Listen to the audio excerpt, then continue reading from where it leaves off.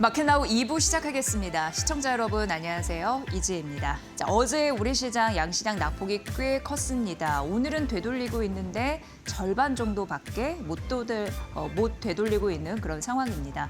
일단 뉴욕 증시와 좀 닮아있는 모습이 나오지 않을까? 그건 이제 브리핑에서 말씀드릴 거고요. 미국과 이란 생산적인 회담이 오갔다라는 이슈도 있었고 미국이 이란을 전략적으로 공습하는 거 5일 연기하라라는 이슈가 있었습니다.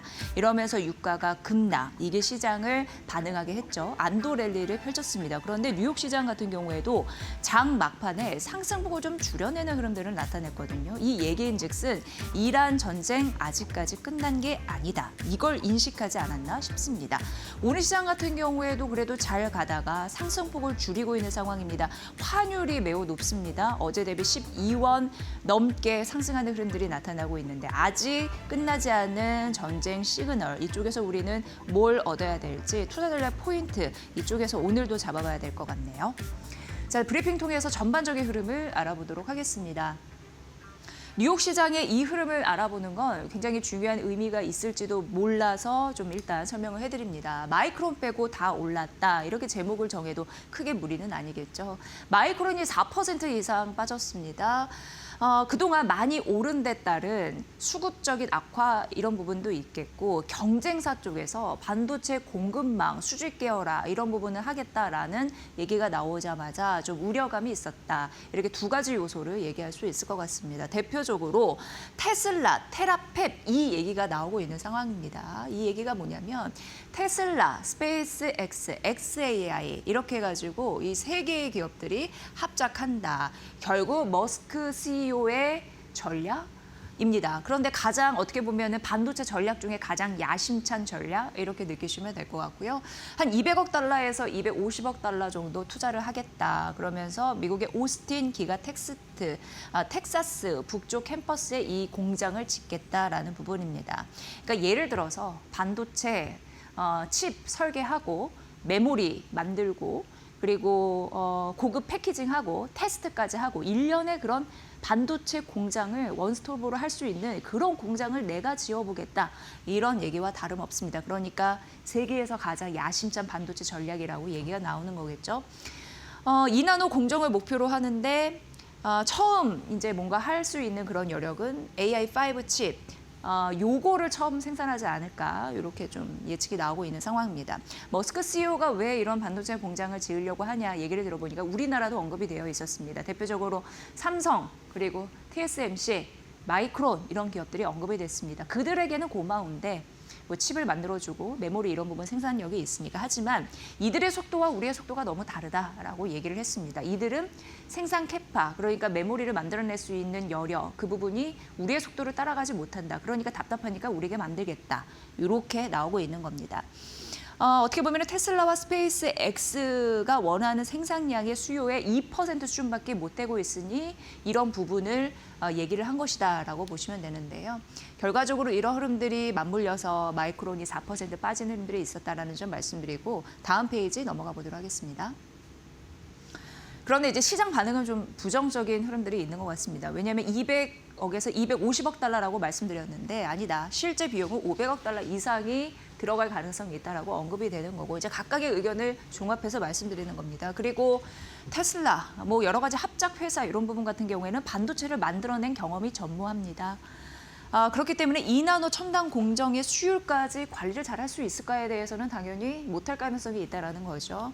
아무나 넘을 수 있는 벽이 아니라는 건데 어쨌든 이런 부분에 마이크론이 흔들렸고 샌디스크, 시게이트, 스토리지 기업들 이런 부분이 흔들렸기 때문에 장중의 흐름들 좀 보셔야 될 것 같고요. 이런 흐름들이 파급이 과연 우리나라에도 있을 수 있을까? 과연 미비하긴 하겠지만 과연 어떤 나비 효과를 불릴 수 있을까 한 번쯤 생각하자는 의미에서 오늘 첫 번째 이슈로 다뤄봤습니다. 오늘 뭐니 해도 뉴욕 시장은 이란발 리스크 완화 때문에 상승 낙폭을 좀 줄이면서 상승하면서 시작했지만 상승폭을 줄인다라는 데에서 지형적 리스크는 여전하다라는 점 말씀드리면서 10시 4분 정도 지나고 있거든요. 시장 상황 듣고 나서 머니코드 이어가겠습니다. 김윤주 캐스터 받아주세요. 네, 오늘 우리 시장 중동 간의 이 갈등, 트럼프 대통령이 5일 동안은 이 이란에 공격을 가하지 않겠다라고 밝히면서 좀 시장이 진정되는 듯한 모습을 보였는데요. 코스피와 코스닥은 4% 가까운 반등세가 붙으면서 장을 출발했습니다.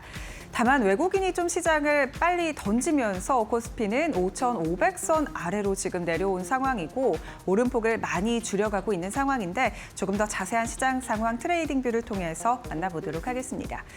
오늘 그래도 어제 많이 떨어졌던 시장과 비교해서는 전반적인 업종이 반등에 성공했습니다. 다만 전반적으로 오름폭을 많이 줄이고 있는 상황이고요. 특히나 삼성전자와 SK하이닉스는 장 초반에 급등했던 것과 비교했을 때 거의 5% 가까운 급등세가 붙었었는데 이를 모두 내려놓으면서 현재 시간 기준으로 각각 1%, 2% 가까운 상승으로 좀 오름폭을 많이 줄였습니다. 마찬가지로 삼성전기 같은 종목들도 6% 가까운 급등세에서 지금 1% 가까운 상승으로 움직이고 있는 상황이고요. 오늘 시장에서 지금 방산주가 다시 좀 강하게 움직이고 있다는 점도 특징적입니다. 일단은 코스피 시장 안에서는 방산 그리고 2차 전지 관련된 종목들 그리고 금융업종이 좀 시장을 이끌어주고 있는 상황인데 방산 같은 경우에는 장 초반에는 이 중동 이슈가 조금 사그라드는 듯한 모습을 보이면서 LRG넥스원 같은 경우에는 하락으로 출발을 했고 하나에로스페이스, 하나시스템도 강보합권에서 출발을 했는데요. 지금 중동 간의 갈등이 계속해서 이어지고 있는 상황이지만 트럼프 대통령의 발언 하나로 국제유가가 내렸기 때문에 시장이 어느 정도는 좀 방향성을 탐색하는 상황이고 이에 따라서 방산주가 다시금 움직이는 상황입니다. 일단은 트럼프 대통령이 이란과의 대화를 하겠다라고 밝혔지만 아직까지 중동 측에서 특징적인 메시지를 내고 있지는 않는 상황이고요. 조금 더 지켜봐야 할 것 같다라는 분위기가 시장 전반적으로 퍼지고 있는 상황입니다. 하나에로스페이스 같은 방산주들 다시 4% 가까운 강세 탄력 붙고 있는 상황이고요. 현대 로템도 4% 가까이 올라줍니다. 마찬가지로 LRG넥스원도 상승으로 전환된 이후 오름폭 조금씩 키우고 있는 상황이고 1.56%가량 올라줍니다. 오늘 또 2차 전지 관련된 종목들이 시장 안에서 주목을 좀 크게 받고 있습니다. 코스피 마찬가지로 코스닥 시장 안에서도 2차 전지 관련된 종목들이 좋은데요. 지금 테슬라가 유럽 시장에서 전기차 판매량이 늘어날 것이란 기대감이 붙고 있습니다. 4월부터 FSD가 이제 자율주행이 네덜란드에서 허용이 되게 되는데 이렇게 된다면 이제 테슬라의 전기차 판매 모멘텀으로 작용할 수 있다라는 증권가의 분석이 나오고 있고요. LG 에너지솔루션과 LNF 같은 테슬라향 배터리 공급을 하고 있는 종목들 위주로 좀 크게 튀어 올라줍니다. 2차 전지 전반적으로 매수세가 붙으면서 오늘 LG 엔솔은 6% 가까이 올라주고요. 삼성 SDI도 4% 가까운 상승세, 포스코 퓨처엠도 5% 가까이 오르면서 오늘 시장 안에서 2차 전지 관련된 종목들이 계속해서 좋은 흐름 가져가고 있는 상황이고요.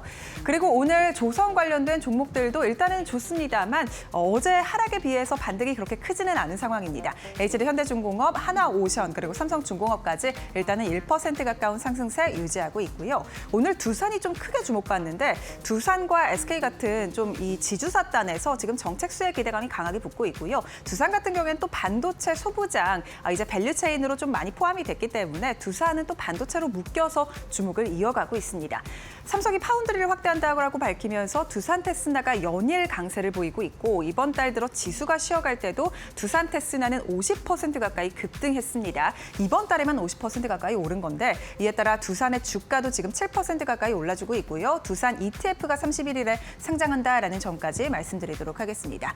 그리고 오늘 화학 업종도 전반적으로 상승 중입니다. LG화학 5% 가까이 올라주고 있고요. SK이노베이션도 2% 가까이 상승, S오일도 2% 가까이 오르는데 지금 국제 유가가 급락했지만 여전히 좀 높은 상황입니다. WTI가 88달러 선에서 마감했고 브렌트유도 95달러 선에서 마감을 했는데요. 여전히 좀 급락을 하긴 했지만 높은 상황이다라는 점에 좀 시장이 주목하고 있는 상황이고 이에 따라 정유주라든지 신재생 에너지 관련된 종목들도 낙폭이 그다지 크지는 않은 상황이라는 점 짚어드리도록 하겠습니다. 일단 원전 관련된 종목은 오늘 좀 장초반 대비해서 많이 빠집니다. 두산 에너빌리티 1%가량 하락으로 전환이 됐고요. 현대건설도 4.54%가량 급락, 대우건설도 4.92%가량 빠지면서 오늘 건설주들 일단은 에너지 관련된 이 안보 확장 국면에서 특히나 원전 관련된 건설주들이 좀 주목을 받았는데요. 오늘은 좀 차익 실현 매물이 빠르게 나오면서 건설주들 좀 빠르게 시장 안에서 빠지고 있다는 점까지 짚어드립니다. 코스닥 상황도 함께 짚어볼 텐데요. 오늘 코스닥 시장 안에서는 제약바이오가 좋습니다. 좀 받쳐주는 상황이고 2차 전지도 마찬가지로 시장 안에서 주목을 크게 받아갑니다. 반도체 소부장도 오늘 지금 반도체 투톱은 빠지지만 소부장단에서는 상승 탄력을 키워가고 있는 종목들이 꽤 많이 보입니다. 특히나 주성 엔지니어링 같은 반도체 장비주들 지금 10% 가까이 올라주면서 시장 안에서 가장 큰 주목받고 있고요. 마찬가지로 지금 장비 관련된 종목들 전반적으로 주목을 받는 가운데 두산 테스나는 오름폭을 조금 줄였습니다. 1% 가까운 상승세. 서진 시스템도 5.93%가량 오르고 있고요. 오늘 반도체 장비 관련된 종목들이 좀 시장 안에서 상승폭을 키워가고 있다는 점 확인되고 있습니다. 로봇 관련된 종목들 장 초반 외국인의 순매수가 좀 붙었는데요. 휴림 로봇 같은 종목들이 장 초반에 좀 외국인이 가장 많이 사들이는 종목 중에 하나기도 했습니다만 지금 하락으로 전환이 됐고 로봇 관련된 종목들 좀 하락으로 전환된 종목들이 꽤 많이 보입니다. 오름폭을 내린 종목들도 많이 있고요. 로보티즈는 1.89%가량 소폭 상승에 그치고 있습니다. 주성 엔지니어링과 함께 반도체 장비주로 원익 IPS도 주목받고 있고 10% 가까운 급등세 붙고 있습니다. 원익 IPS 기관의 3거래일 연속 매수도 들어오고 있다는 점 말씀드립니다. 오늘 제약바이오 안에서는 삼천당 제약이 여전히 주인공 자리를 지키고 있고요. 오늘 100만 원 선을 장중에 넘어서기도 했습니다. 현재 시간 기준으로는 100만 원 선은 내려놨지만요. 여전히 시가총액이 23조 원가량을 유지하면서 시총 1위 자리를 굳건히 지키고 있다는 점 말씀드리도록 하겠습니다. 2차 전지 관련된 종목들도 좋고요. 에코프로와 에코프로 BM, 지금 LG 엔솔 관련된 지금 테슬라향 수주가 늘어날 것이라는 기대감 함께 안고 또 ESS 관련된 모멘텀도 2차 전지 시장 전반적으로 붙고 있는 만큼 오늘 코스닥 시장 안에서도 2차 전지 관련된 종목들이 일제히 좋다라는 점 말씀드리도록 하겠습니다. LNF도 좋고요. 다만 엔캔 같은 경우에는 지금 감사 보고서 이슈로 좀 주가 하락이 큰 상황인데 그래도 장 초반 대비해서 프리마켓에서 하한가를 기록했지만 이를 조금씩 낙폭을 회복하고 있다라는 점까지 말씀드립니다. 양 지수 상황 바로 열어보시죠. 오늘 코스피와 코스닥은 장 초반 4% 가까운 급등세가 붙으면서 어제 매도 사이드카가 걸렸지만 오늘은 좀 매수 사이드카가 걸릴 수 있을까 이런 기대감도 퍼졌었는데요. 다만 좀 이러한 기대를 내려놓는 현재 시간 시장 상황입니다. 오름폭을 많이 줄였고요. 코스피는 5,500선까지 내려놓으면서 지금 일중 저점 부근 지나갑니다. 1.47%가량 소폭 상승 5,485포인트 지나가고요. 코스닥 같은 경우도 오름폭 좀 축소하면서 1.64%가량 상승 중입니다. 1,114포인트 지나갑니다. 오늘 일단 코스피 매매 동향 살펴보시면 외국인이 시장을 좀 빠르게 던지고 있습니다. 어제도 3조 7천억가량 거의 4조 가까이 시장을 팔았던 외국인이 오늘도 시장을 팔고 있고요.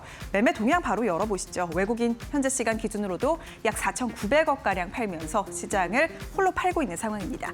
개인과 기관이 그래도 조금 뒷받침이 되고 있는 상황이지만 기관 같은 경우에는 어제 순매도에서 오늘 순매수로 포지션을 변경했습니다만 1,000억가량 소폭 사들이고 있고요. 개인 같은 경우에는 어제 거의 7조 원 가까이 시장을 담아내면서 정말 역대 최대 순매수를 개인이 했는데 오늘도 3천억가량의 순매수가 이어지고 있는 상황입니다. 코스닥 매매 동향과 함께 살펴보면요. 오늘 코스닥 시장은 외국인의 순매수가 들어오고 있다는 점이 특징적입니다. 외국인이 순매도에서 순매수로 포지션을 변경한 이후에 매수폭을 조금씩 키우고 있는 상황이고요. 현재 시간 기준으로 약 1,000억가량, 885억가량 사들이면서 매수폭 계속해서 늘려나가고 있습니다. 개인과 기관의 순매도하면서 오늘 외국인의 시선이 좀 코스닥 시장에 집중되어 있다라는 점이 특징적입니다. 향후 장에 대한 전략까지 저희와 함께 알아보시죠. 네, 불안하게 흔들릴 때 뭔가 본질을 잘 봐야 된다 이런 느낌 많이 드실 것 같습니다. 여러 가지 리포트에서도 그 지점이 어디인지 꾸준히 탐색하는 모습이 역력했습니다. 대표적으로 하나증권에서는 우리가 이런저런 이란과 미국의 리스크 겪고 있습니다만 2분기 이걸 좀 주목해 봐야 하지 않을까요? 이런 느낌으로 리포트를 내놨더라고요. 그게 결론부터 말씀드리면 2분기는 코스닥에 집중하라 이런 부분입니다. 정부가 작년 12월이었습니다. 이 코스닥 시장 신뢰 및 혁신 제고 방안을 발표를 했습니다. 그 어떤 코스닥 전략보다는 좀 다르다, 차별화됐다라고 얘기가 되고 있는 상황인데요. 왜냐하면 돌아가 보면 2017년도 그리고 2022년도 코스닥 시장 활성화를 위해 여러 가지 전략적인 흐름들이 있었습니다만 다르다라고 얘기가 나오고 있는 상황이고요. 단순히 유동성 공급 차원에만 미치지는 않는다. 더 체질적으로 근본적으로 바꾸려고 하는 시장의 모습, 그런 신뢰 이런 부분을 느낄 수 있다라고 언급을 했습니다. 대표적으로 네 가지입니다. 시장 본부 독립 강화 이런 부분이 있겠고 상장 폐지 제도 개편 이런 부분이 있겠고 기관 참여 확대뿐만 아니라 투자자 보호 강화를 위한 골자 이런 부분이 이미 나와 있습니다. 가장 중요한 거는 안 되는 기업은 싹 다 정리하자. 부실 기업 정리. 그러나 괜찮은 혁신 기업은 살리자. 우량 혁신 기업 그런 부분에서 육선 이렇게 또 나와 있는데 상표 기준을 높였습니다. 상장 폐지를 말씀드리는 건데요. 300억 원으로 이제 강화했고 우량 혁신 기업은 대표적으로 AI 꼭 들어갈 수밖에 없습니다. 바이오, 우주 국가 핵심 성장 산업 이런 부분에서 긍정적인 흐름들 지속적으로 밀어주고 있는 정책의 힘 느끼실 거라는 생각이 듭니다. 그리고 코스닥 시장 뭐니 해도 시장에서는 수급이 안정적으로 들어와야지 뭔가 편안한 느낌이 드는데 코스닥도 마찬가지입니다. 그거 위해서 연기금 그리고 퇴직연금 유입 가능성 이런 부분도 정책적으로 좀 제시되고 있는 상황입니다. 3년 전 2023년이었습니다. 일본에서는 일본 역시 이런 고민을 안 한 게 아닙니다. 그리고 밸류업 정책을 실행했고 그 결과가 나와 있는 상황입니다. 이걸 보면서 우리나라도 좀 달라지지 않을까에 대한 기대를 하나증권에서는 하고 있고요. 일본에서 2023년부터 밸류업 정책을 시작을 했는데 니케이 225 지수가 2배 이상 뛴 흐름들이 있었고 주주 환원율 측면에서도 보면은 S&P 500 대비해서 2배 뛴 흐름들이 있었고 자사주 매입 규모도 10조 엔에서 20조 원으로 넘게 난 그러니까 정책이 일단 밀어주면은 기업들이 따라갈 수 없다, 따라갈 수밖에 없다. 그로 인해서 주주들 환원되면서 긍정적인 또 투심이 살아날 수밖에 없다. 그게 시장을 신뢰하는 긍정적인 평평한 운동장을 만들기 위한 그런 하나의 사례다라는 것을 일본이 보여줬기 때문에 그런 흐름으로 우리도 따라가고 있는 게 아닌가 이런 부분을 비교 분석해 놨습니다. 정부는 여러 가지 장치들을 내걸고 있습니다. 그래서 이 장치에서 벗어나면은 마이너스를 주겠다. 그러나 이걸 잘 해내면은 뭔가 혜택을 주겠다. 이런 부분을 당근과 채찍 들고 있는 그런 상황인데요. 지속 가능한 시장 신뢰 회복을 위해서 그리고 혁신 기업 성장을 위해서 플랫폼 이런 부분에 대해서도 이제 전환 가능성이 있는 그런 굉장히 중요한 부분에서 이런 메커니즘을 만든다. 지속적으로 보시면서 따라가셔야 될 것 같고요. 지금 부동산 시장에 대해서도 강력한 뭔가 강도가 높은 그런 정책을 제시를 하고 있습니다. 이게 어떻게 보면 가계 자산의 쏠림 현상을 완화시키기 위한 대표적인 또 정책 중에 하나이니까 이런 부분도 따라오고 있습니다. 그래서 골자는 2분기 코스닥을 봐야 하는 이유는 쉽게 얘기해서 돈이 들어올 것이기 때문에 이렇게 정리를 하겠습니다.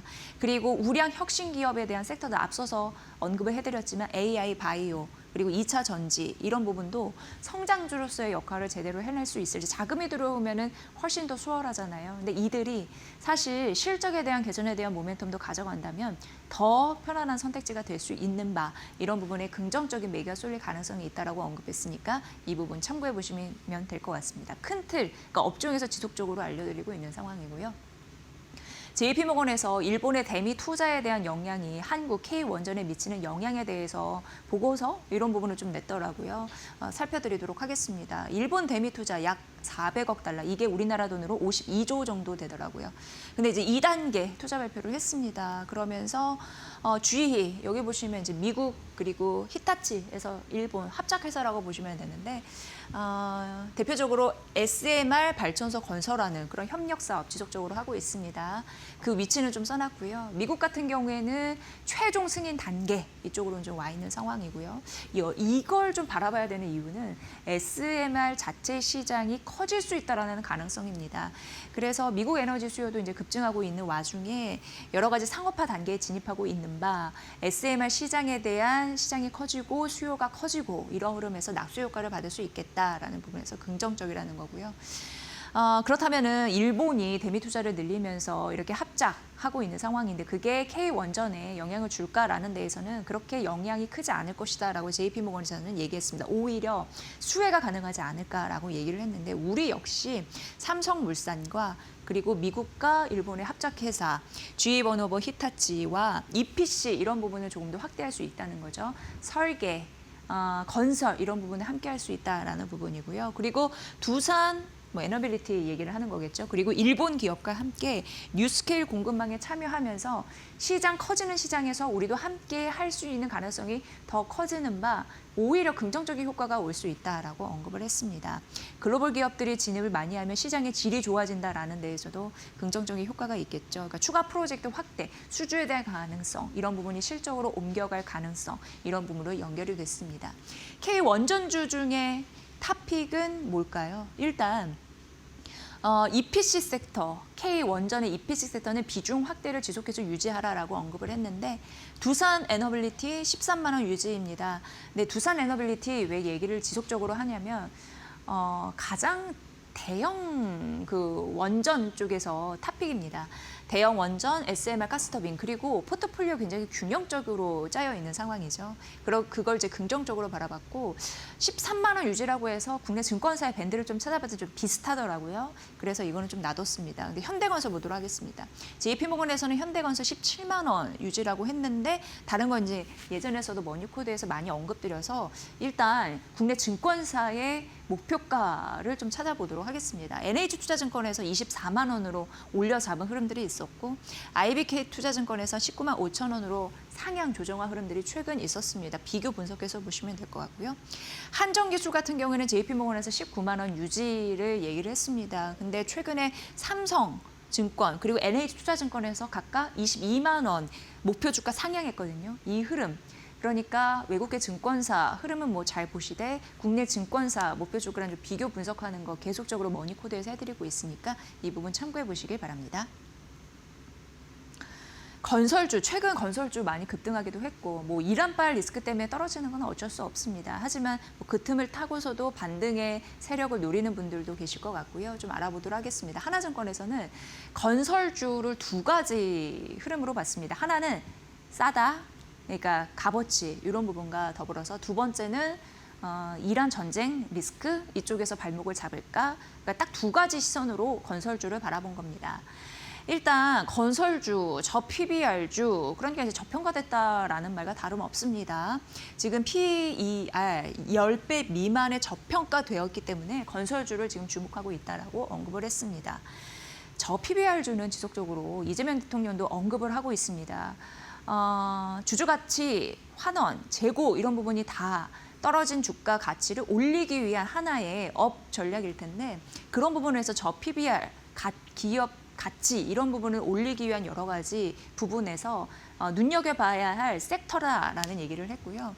금융위 같은 경우에는 체질 개선을 위한 그 방안을 발표하고 있는 상황인데 리스트를 공개를 합니다. 그래서 이런 정책적인 모멘텀에서도 PBR주는 봐야 할 필요가 있는데 마침 건설주가 PBR주에 해당된다라고 얘기를 했고 리덴발 리스크 때문에 이제 많이 떨어져가지고 시총 1조 이상 규모 중에 기업 중에 PBR 1배 미만의 종목들을 봤더니 GS건설이 한 0.56배입니다. DLENC가 0.52배고요. 근데 DLENC 오늘 9% 이상 또 급락하는 흐름들이 나타나더라고요. HDC 현대산업개발 같은 경우에도 0.45배 정도 됩니다. 그러니까 PBR 다 1배 미만의 건설주들이 지금 자리를 하고 있다는 건데 그런데 더 확대를 해보면 시총 그러니까 이거는 1조 이상인데요.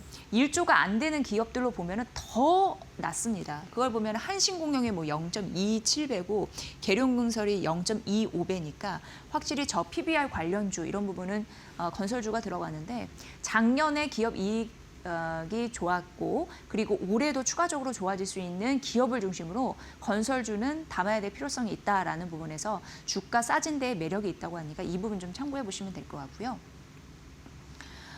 두 번째는 이제 이란 리스크가 장기화되면서 약간 브레이크를 걸 만한 요소가 있을까에 대한 그런 싸움이 건설주에는 시작이 됐다라는 겁니다. 이 얘기인즉슨 앞서서는 PBR 관련주로 이익 체력이 괜찮은 종목들도 언급해드렸습니다만 이런 부분으로 살 여지가 있다라고 했지만 이란 전쟁이 장기화됐을 경우에는 이런 부담 때문에 그때는 좀 시각을 달리해야 된다라는 투자 유의사항과 다름없습니다. 그러니까 그 부분은 좀 챙겨보시면 될 것 같고요.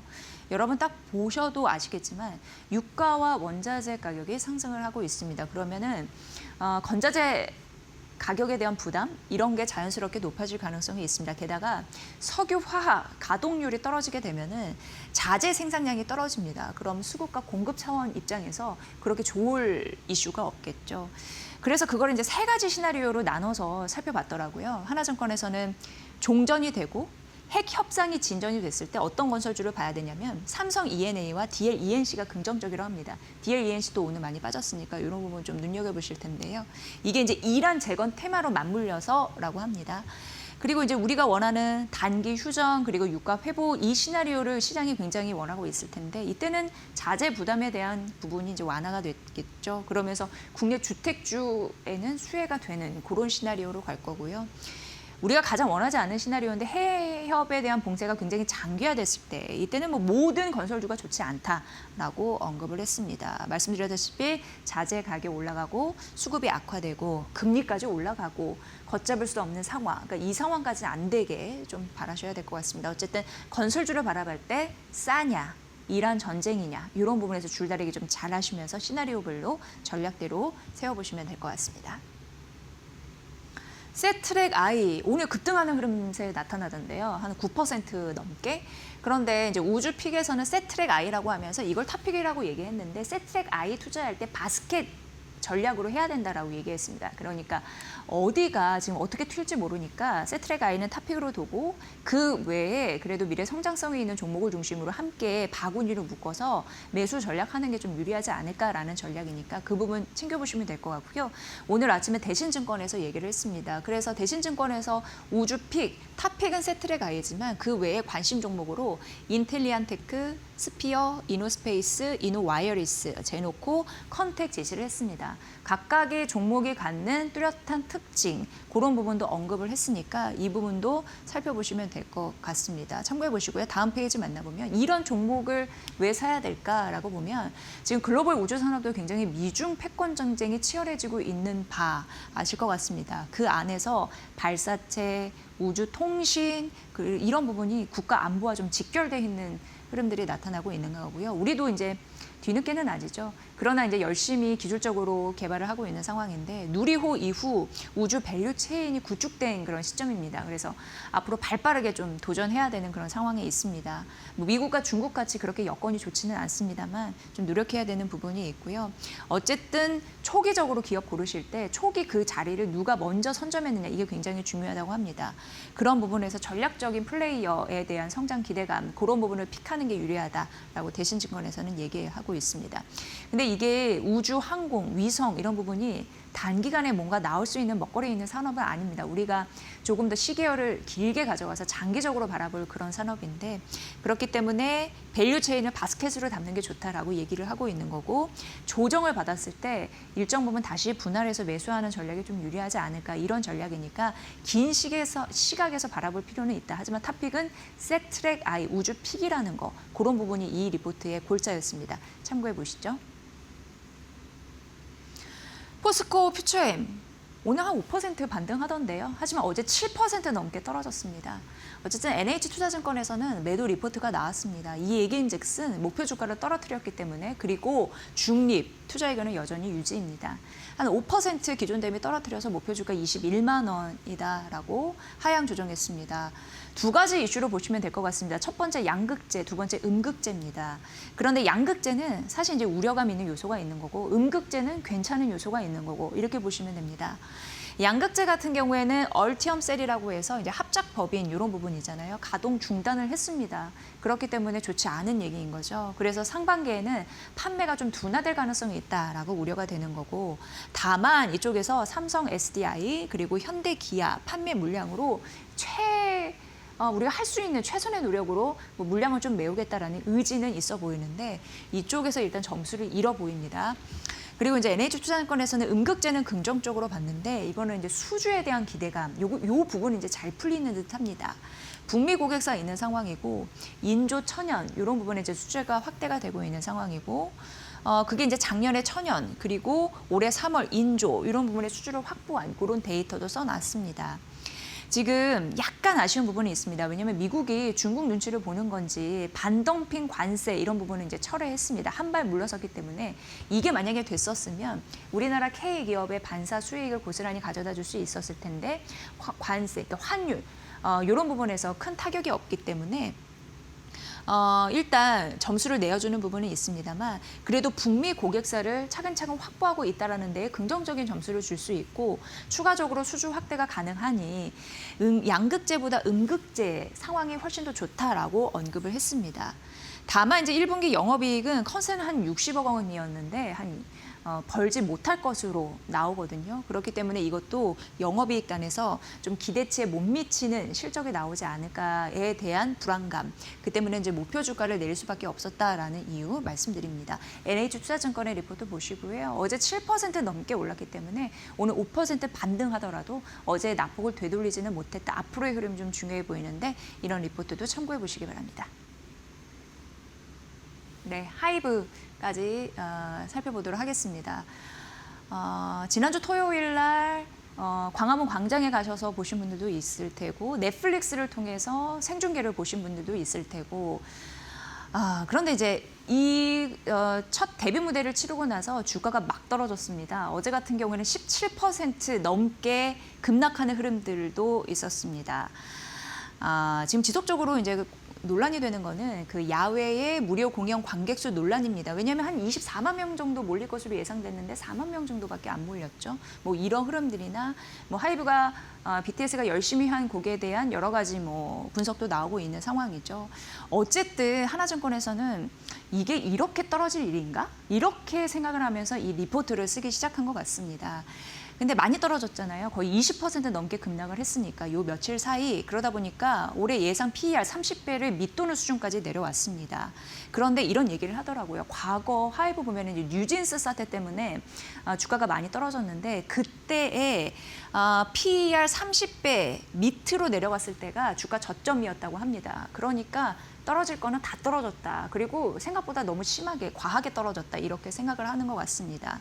오히려 이런 얘기를 하고 있습니다. BTS 컴백 첫날에 400만 장 팔리면서 역대급 좀 호황을 누리고 있다. 이런 얘기를 하고 있고요. 넷플릭스 향 그때 이제 생중계 했잖아요. 그때 글로벌 77개국 1위를 했다라고 언급을 하고 있는 상황이고요.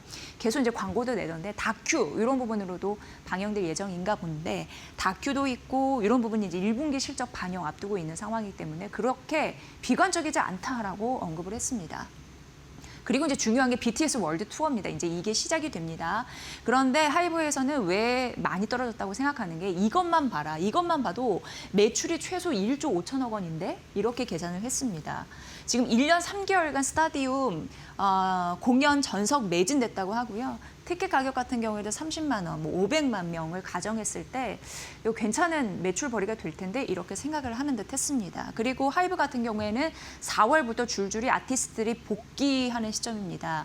대표적으로 이런 아티스트들이 있고요. 코르티스 같은 경우에도 데뷔 앨범 200만 장 팔아냈잖아요. 그런데 5월 컴백을 예고하고 있는 상황입니다. 신인 미국 걸그룹 2분기에 나오고요. 한국 걸그룹 같은 경우에도 연내 데뷔 예정하고 있는 상황입니다. 그러니까 악재 이런 부분은 아니고 점차적으로 호재가 좀 만발하고 있는 시점이다. 그렇기 때문에 지금 주가 많이 급락했는데 오히려 이런 부분에서 좀 과한 거 아니냐, 앞으로 반등의 여지가 있다라고 하면서 목표 주가를 유지한 겁니다. 이 이유가 타당하시다면 여러분 투자 전략에 좀 반영해 보시면 될 것 같네요. 하이브까지 투자 전략 전해드렸습니다. 어제의 낙폭을 되돌리지는 못하지만 그래도 절반 정도 반등 탄력을 좀 나와주고 있는 상황입니다. 오늘 시장을 보면서 어떤 느낌이 드시는지 이난희 이데일리 온 파트너 연결해서 전반적인 시장 분위기 살펴보도록 하겠습니다. 파트너님 반갑습니다. 네, 안녕하세요. 네, 오늘 시장 어떤 느낌이세요? 예. 네. 지금 보면은 이 시장이 그 트럼프의 그 말 한마디에 그래서 지금 미국의 백악관의 어떤 기자가 질문해가지고 트럼프에게 타코라는 그래서 지금 이제 방송에서 타코 얘기가 많이 나오는데 그게 뭐 겁먹고 도망가려고 이렇게 말을 자꾸 바꾸는 게 아니고요. 제가 볼 때는 트럼프도 그게 하나의 그 전략, 전쟁에 있어서 가장 거짓말을 많이 하는 때가 전쟁 때 가장 거짓말을 많이 하거든요. 저는 그게 하나의 전략이라고 본다고요. 그래서 지금 보면은 이 미국에서의 그 타임라인하고 지금 이란과의 그게 맞지가 않거든요. 왜냐니까 지금 트럼프 같은 경우는 앞으로 뭐 5일 더 뭐 시간을 준다 이렇게 얘기했지만은 이란의 최고급 인사인 갈리바프 같은 경우는 이 사람이 약간 좀 보수 성향이 있는 사람인데 미국이 이란과의 분쟁 종식 시점을 뭐 4월 9일이다 뭐 이렇게 정한 부분에 대해서 본인은 강한 부정을 하는. 그래서 이게 지금 잘 안 맞습니다. 불일을 칩니다. 지금 보면은. 그래서 물론 이제 어제 우리 시장이 딱 마치고 난 이후에 8시 인덱스 트레이딩 시간이 마치고 난 이후에 8시 5분에 보면은 속보가 살짝 떴거든요. 그리고 이제 미국 시장도 반등을 했는데 아직까지 이 지금 시장에서 가장 두려워하는 게 뭐냐면은 불확실성이거든요. 그러니까 시장에서 불확실성이 어느덧 이렇게 좀 제거가 돼야 되는데 주가가 조금만 밀리면 오늘도 보면은 흥하해운이라든지 뭐 흥국석이라든지 이런 종목들이 막 치고 올라오고 그죠? 그렇다고 해서 뭐 지금 시장을 주도하고 있는 뭐 하이닉스라든지 삼성전자가 이렇게 막 급하게 막 밀리거나 그런 건 아니지만은 여튼 지금 시장이 보면은 누구도 그저 예측할 수 없는 그런 부분들이기 때문에 저는 오늘 여러분들께서 그죠? 또 내일 시장이 또 밀려 그러면 어떻게 돼요? 또 그러면 약간 마음이 또 심쿵해지거든요. 그래서 약간 지금은 좀 여러분들 계좌에 좀 리밸런싱이 좀 필요하지 않겠나. 이렇게 막 빠질 때 막 울부짖지 말고 이렇게 주가가 조금 이렇게 올려줄 때 그죠? 예를 들어서 여러분들께서 내가 뭐 계좌가 좀 이렇게 원활하게 돌아가지 못한다. 이렇다면은 아무래도 파란불보다는 어때요? 빨간불에서 조금 그죠? 현금을 좀 확보하시고 또 이제 지켜보면서 이렇게 하는 그런 어떤 전략들이 필요하다고 보거든요. 그래서 이 시장에서 그죠? 이 주식을 갖다가 전부 다 뭐 수익 구조를 형성하고 100%의 어떤 전략 이런 것들은 있을 수도 있겠지만은 그거는 조건이 좀 많이 갖춰져야 된단 말이에요. 실력도 있어야 되고 현금도 있어야 되고 그죠?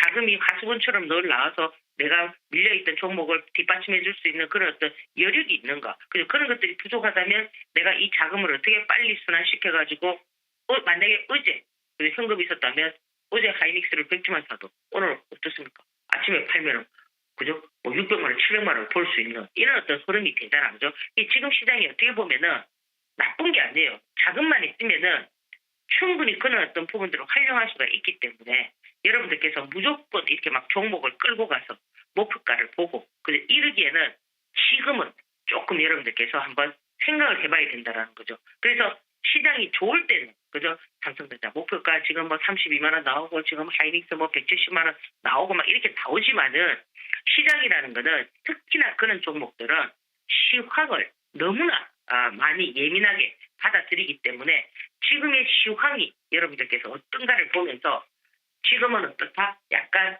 치고받고 하는 그런 어떤 전략이 필요한 시점은 아닌가 이렇게 말씀을 드립니다. 그래서 오늘 다행히 그죠? 어제의 하락했던 부분을 완전히 회복시키지는 못했지만은 그래도 어느 정도 조금 이렇게 좀 반등을 주고 그죠? 지금 미국 시장 같은 경우도 그것도 강한 반등이라고 할 수는 없어요.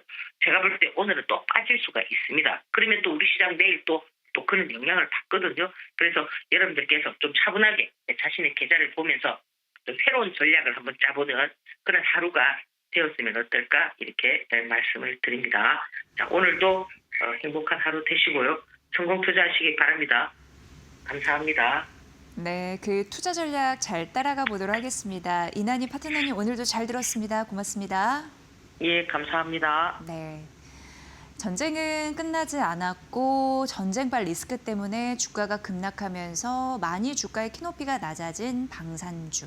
이 방산주 조금 더 튀어오를 가능성이 있다면 지금 매수해야 될까요? 라는 궁금증이 있으실 텐데 다음 코너에서 전략 점검해 드리겠습니다. 잠시만요.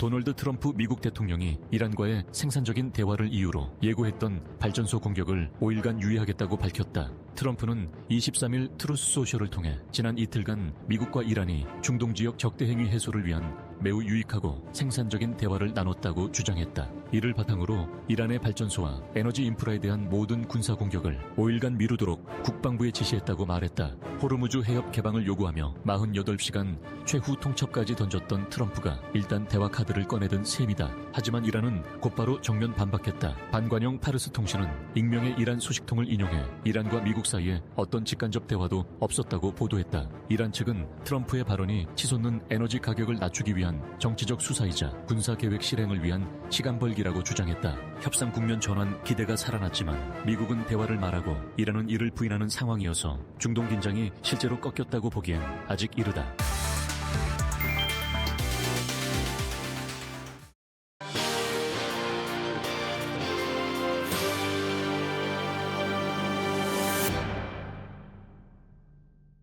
미국과 이란의 전쟁이 고조가 되면서 방산주 당연히 주목될 텐데요. 오늘 방산주 전략에 대해서 자세히 파헤쳐 보도록 하겠습니다.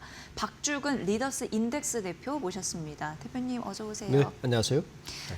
맨날 시끄러워가지고 이거 네. 투자 전략 세웠는데도 난이도가 좀 있는 것 같고요. 그리고 급변동성도 있고요. 어쨌든 방산 오늘 알아볼 텐데 에너지 안보에 있어서 굉장히 또 중요한 그런 투자 전략입니다. 어떻게 보시고 계세요?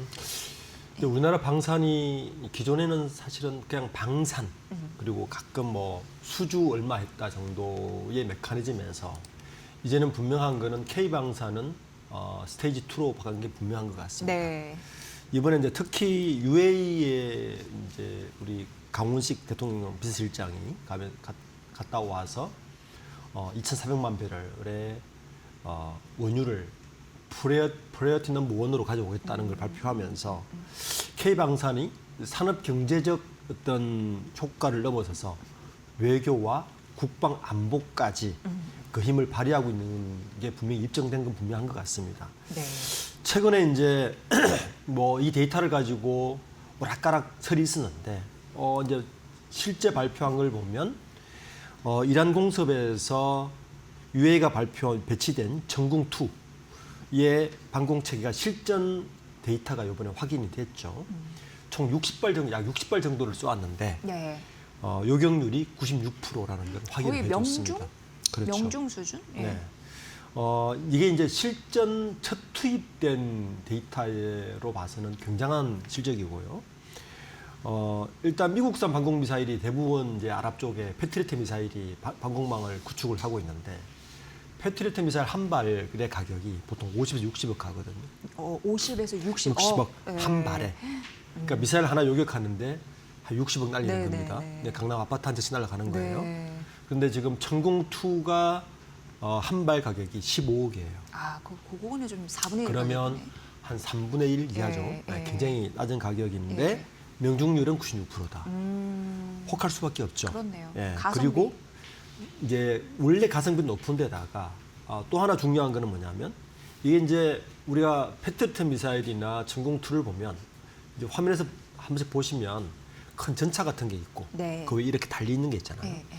요게 한 포대라 그러거든요. 그 포대에 보통 한 6발 정도가 장착이 돼서 쏴요. 근데 요걸로만 운영되는 것이 아니고 이제 한 발에 15억이니까 6발이면 보통 뭐 한 90억 이렇게 가지 않습니까? 90억. 근데 그건 미사일 가격이고 포대가 들어갈 것이고 시스템 들어가고 네. 그 토탈 가격인데 요거 가격꼴로 따지면 오히려 가성비가 더 좋은 거예요. 그러니까 중동 국가들에게는 아마 이 이란 전쟁이 어떻게 마무리될지 모르겠지만 이렇게 마무리되건 어떻게 마무리되건 한국산 천궁2의 수요는 예. 굉장히 높아질 것이다. 네. 특히 이제 영국의 파이낸셜 타임스가 뭐라 그랬냐면은 이 한국산 무기의 실전 우수성이 검증이 되었다. 이렇게 이야기를 했습니다. 아마 수요가 폭증할 것이다. 이미 주가에 반영되었지만 조금 더 반영될 것 같고 특히 이제 이게 국가 안보 차원에서는 이번에 강훈식 비서실장이 갔다 온 것처럼 우리나라가 이제 에너지 수급을 좀 다양화해야 되잖아요. 네네. 이거와 방산 무기와 잘 엮어서 우리가 뭔가 딜을 하면 한국의 에너지 안보 차원에서도 굉장한 효과를 발휘할 수 있을 것이라는 걸 다시 한번 방증한 것 같습니다. 네. 그러니까 중동의 지정학적 리스크는 자주 터지고 있고, 근데 이번 이란과 미국 간의 이런 전쟁 이런 부분을 이제 느끼면서 중동 자체적으로도 무기가 굉장히 필요할 것 같아요. 네, 그렇죠. 근데 미국 같이 성능은 좋으면서 가격은 뭐 3분의 1, 4분의 1 수준이 우리나라의 무기를 다시 한번 눈여겨볼 수밖에 없는 그런 기회였다 이렇게 생각이 되거든요. 그렇죠. 그러니까 완전 투자의 매력이 수요가 급증할 수밖에 없는 이유도 있겠네요. 네. 예. 그런 부분이 있고. 거기에다가 예. 아마 중동에서는 무기 산업도 이런 게 있어요. 보통은 유럽 무기도 좋고 미국 무기도 좋은데 한번 발주하면 만들고 들어오는데 시간이 굉장히 오래 걸립니다. 예. 요게 그 딜리버리 타임이 굉장히 긴데 이 한국산 K방산의 어떤 유효성은 가성비가 좋은데 딜리버리가 굉장히 짧아요. 아, 이거 국민성하고도 연결되네요. 네, 무조건 그때까지 그러니까 해야 우리나라는 되는. 항상 이 전시 체제를 가지고 있으니까 네. 이 방산의 딜리버리가 다른 국가들에 비해서 거의 절반 이하 3분의 1 정도 수준입니다. 그러니까 훨씬 매력적이죠. 네. 납기, 네. 기간 이런 네. 부분도 짧으면서 또 가격도 저렴하고 그런 가성비 있는 측면에서 수요 급증 이런 매력이 있다라는 부분입니다. UAE 말씀을 해주셨는데 정부가 이제 한국과 UAE가 650억 달러 그 부분을 이제 협력하기로 했다. 근데 그것도 뜯어보면은 방산이 350억 달러로 꽤 비중이 크더라고요. 네. 이번에 이제 강 실장이 네. UAE에서 한국의 원유를 이제 2,400만 배럴을 프로젝트는 원으로 가져오겠다고 이야기를 하면서 그 브리핑을 잘 보시면 최우선적으로 공급하기로 한 이유를 들면서 이런 이야기를 네. 합니다. 그 배경에는 지난 이재명 대통령이 UAE 국빈 방문에 앞서 양국 간 맺은 650억 달러가 규모의 투자 협력이 주요했다. 네. 이런 말을 합니다. 한국하고 아랍에미레이트가 이제 투자하기로 한 것 중에서 650억 달러 중에서 300억 달러는 산업 분야고 이 350억 달러는 방산 분야입니다. 근데 이제 아까 이제 한국산 K방산의 제가 장점을 두 가지를 이야기했잖아요. 한 가지가 더 있습니다. 뭔가요? 요게 이제 350들 포함된 건데 첫 번째는 가성비가 좋다. 네. 누구나 아는 것이고 네. 두 번째는 딜리버리가 아주 좋다. 네. 이게 또 매력적인데 지금 사실 요즘 아랍에서 사우디아라비아나 UAE가 움직이고 있는 걸 보면 뭘 원하고 있냐면은 자기들 만들고 싶다는 거예요. 자체 무기 제작이요? 그걸 가장 원합니다. 예. 이거를 해줄 수 있는 제조에 협력을 해줄 수 있는 곳도 사실은 한국. 미국은 노하우를 알려주는 그렇죠. 건가요? 미국은 일치하지 않습니다. 그러니까 그 350억 달러에는 무기를 다 사는 것이 아니라 지금 일부 오픈된 걸로는 기술을 이전해서 제조를 해서 오히려 UAE와 한국산 방산업체가 협력해서 UAE에서 만들어서 아랍에다가 판매하는 것까지 포함되어 있는 걸로 알고 있습니다. 그러니까 이 K방산의 메리트는 이 세 가지가 합쳐지면서 우리가 소위 말하는 미들파워 국가들이 굉장히 원하는 모델을 가지고 있는 거죠. 네. 저는 이 효과가 굉장히 클 거라 보입니다. 네. 상식으로도 생각해도 굉장히 탐나는 게 있으면 계속 사다 쓰는 것보다 내가 한번 만들어 볼까? 이런 느낌이 자연히 들 텐데 그런 부분에서 뭔가 제조 능력을 좀 알려줄 수 있다라고 하니까 윈윈 이런 부분으로 가능하니까 네. 그래서 이게 사업 비즈니스가 이루어졌구나 이런 생각이 맞습니다. 드네요. 네. 네. 어떤 기업이 거론이 되고 있습니까? 관련해 가지고 지금. 네. 우선 이제 가장 우리가 이번 이란 침공 전쟁에서 가장 필요한 건 일단 방공망이죠. 네. 뭐 당연히 LIG 넥스1이고요. 그리고 이 LIG 넥스1에 들어가는 아까 제가 초두에 말씀드린 것 같이 단순히 천궁투만 들어가는 게 아니라 밑에 전차 들어가죠. 그리고 그림에서 보시면 뭐 차체가 들어가고 그리고 미사일을 인식하려면 시스템이 들어가죠. 그러면 LIG 넥스1 요즘 하나 시스템을 새롭게 보게 됩니다. 하나 시스템. 네. 네. 사실은 저기에 들어가는 대부분 무기 체계에서 반드시 필요한 인프라 중에 하나가 시스템인데 이게 예. 다 하나 시스템에서 만들고 있어요. 그러니까 요즘 하나 시스템의 최근 주가를 보시면 거의 더블로 올라간 걸 알 수가 있을 겁니다. 네네. 그러니까 요즘은 이전에 그러니까 K방산에서 이전의 무기는 단품 하나 팔고 뭐 하나 팔고 정도였다면 스테이지 2로 넘어오면서 아예 시스템 자체를 파는 것으로 바뀌고 가고 있습니다. 그러니까 이렇게 되면 하나 시스템의 가치가 저는 더 올라갈 거라고 봅니다. 그러니까 그 무기 자체를 파는 것도 좋고 그 무기를 지원해주는 시스템에 대한 어떤 인프라도 같이 들어가기 때문에 요 두 가지를 좀 같이 보면서 방산을 보는 것도 좀 새로운 관전 포인트일 것 같습니다. 네. 그러니까 이제는 이제 시스템까지 수출을 하면서 거의 뭐 시즌 3 느낌이 와 있네요. 근데 생각해보면 과거를 생각해보면 러시아 우크라이나 전쟁 때도 우리 K 방산을 적극적으로 알릴 수 있는 굉장히 네. 교두보 역할을 했던 했죠. 것 같습니다. 네, 네. 그때도 굉장히 뭐랄까 상징적인 의미를 남겼죠. 그렇죠. 네. 이제 우크라이나 전쟁이 피하면서 우크라이나 전쟁은 크게 두 가지 이정표를 남겼죠. 첫 번째는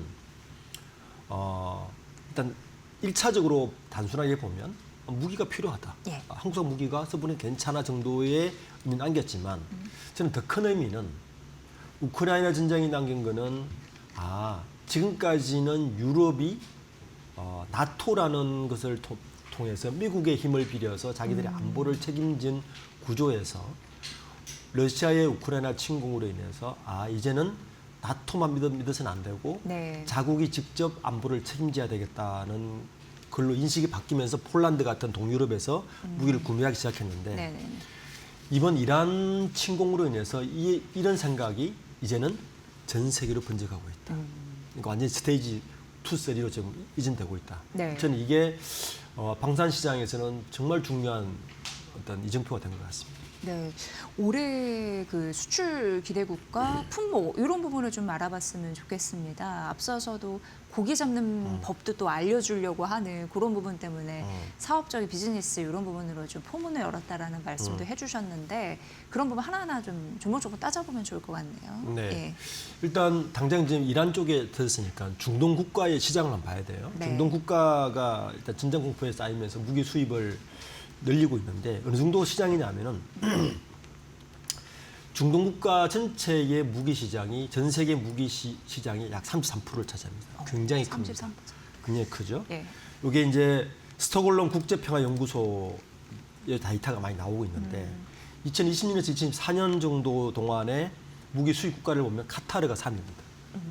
그리고 사우디아라비아가 4위. 4위. 그리고 이집트가 8위, 쿠웨이트가 10위입니다. 중동 국가가 33%를 차지하고 있는데 특히 이제 카타르가 되게 재밌는데요. 되게 작은 국가잖아요. 3위라고 하셨죠? 네, 3위죠. 예. 사우디아라비아보다 무기를 더 많이 수입합니다. 아, 그러니까요. 굉장히 중동에서는 두 번째로 작은 국가인데 불구하고 예. 무기 수입이 23%를 차지해요.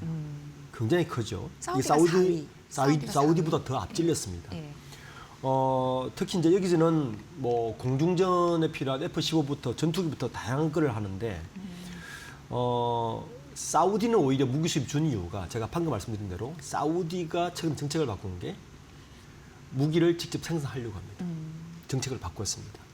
지금 UAE도 마찬가지입니다. 네. 지금 우리나라가 그래서 스테이지 2는 뭐냐면 이런 차원에서 보면 기술과 제조를 같이 줄 수 있는 우리나라가 더 매력적이라는 거예요. 예.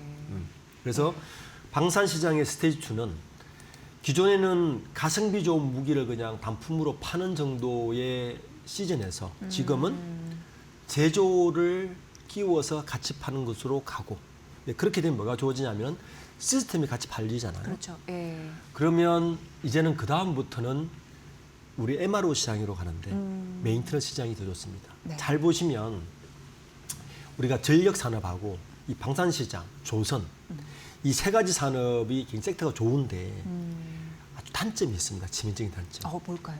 반도체나 이런 거 달리 캐시플로우가 굉장히 느려요. 그러니까 한번 수주받고 현금이 들어오는데 최소한 예. 6, 7년이 걸립니다. 6, 7년이요? 네, 사이클이 도는데. 그렇게 길었나요? 네, 그래서 LS 그룹이 네. 포트폴리오를 보면 전력이나 이런 것들이 있는 거 보면 캐시플로우가 굉장히 느려요. 그렇군요. 그래서 그만큼 리스크도 있는 거예요. 네. 그런데 이 방산 시장이 시즌 2가 되면 좋은 게 뭐냐면 이 MRO 시장입니다. 그러니까 무기는 수주를 해서 만들어서 납품해서 돈을 받는 네. 구조가 1차라면 MRO 시장은 들어가는 무기 안에 들어가는 총알이나 네. 탄두를 팔고요. 그리고 술이나 이렇게 시스템을 설계하는 데 있죠. 그러면 이거는 캐시플로우가 실시간으로 돌아갑니다. 그러니까 방산산업의 가장 아킬레스건인 아주 느린 캐시플로우를 보완할 수 있는 게 MRO 산업이에요. 그렇네요. 그러니까 지금은 이 방산산업이 새로운 섹터가 될 수 있는 게 캐시플로우가 좋아지는 시점이 되면 방산산업의 배당이나 이런 것이 굉장히 늘어날 수 있는 구조로 바뀝니다. 아, 네. 이게 스테이지 2라는 거예요. 네. 그래서 방산 섹터는 요 스테이지 2로 어떻게 넘어가느냐를 이제 보는 게 중요한 투자에서 관전 포인트가 될 겁니다. 네, 그러니까 현금에 약간 착착 붙게 하는 구조가 그렇죠. MRO, 네. 유지 보수, 약간 수리 이런 부분 AS 해준다 이렇게 느낌으로 보면 될 것 같습니다. 어떻게 보면 K 방산이 유명해질 수밖에 없는 이유가 예전에는 단순히 무기를 판매하는 거였다면 말씀해 주셨다시피 이제 시스템 이런 부분도 중요하고 상대국, 교역하는 비즈니스 국가의 고기를 잡는 법도 알려주면서 여러 가지가 먹을거리가 굉장히 상당한, 그러니까 구조적이면서도 장기적인 성장 구조를 만들었다. 이게 굉장히 중요한 그런 대목일 것 같은데. 그렇죠. 중요한 거는 이제 네. 이게 그 이전에 우리나라 방산은 어디에서 얼마 수주했어, 어디서 얼마 수주하고 팔았어가 주된 뉴스였다면 네. 이제 그 판 거에서 MR로 연결되고 캐시플로우의 선순환 구조로 간 기업들을 보는 게 이 네. 방산 업종 중에서 그런 기업들을 좀 가려내는 게 앞으로 중요한 관전 포인트가 될 거예요. 그럼 이제 궁금한 게 다음 계약은 뭘까? 이 부분입니다. 예. 다음은 아마 눈여겨볼? 지금 제가 중동 말씀드렸는데 현지 생산 쪽 예. 어느 기업이 가고 있느냐가 예. 중요한 또 포인트 될 거예요. 예. 그러니까 MRO 다음 현지 생산까지 가면 완전한 시스템이 구축되기 그렇죠. 때문에 네네.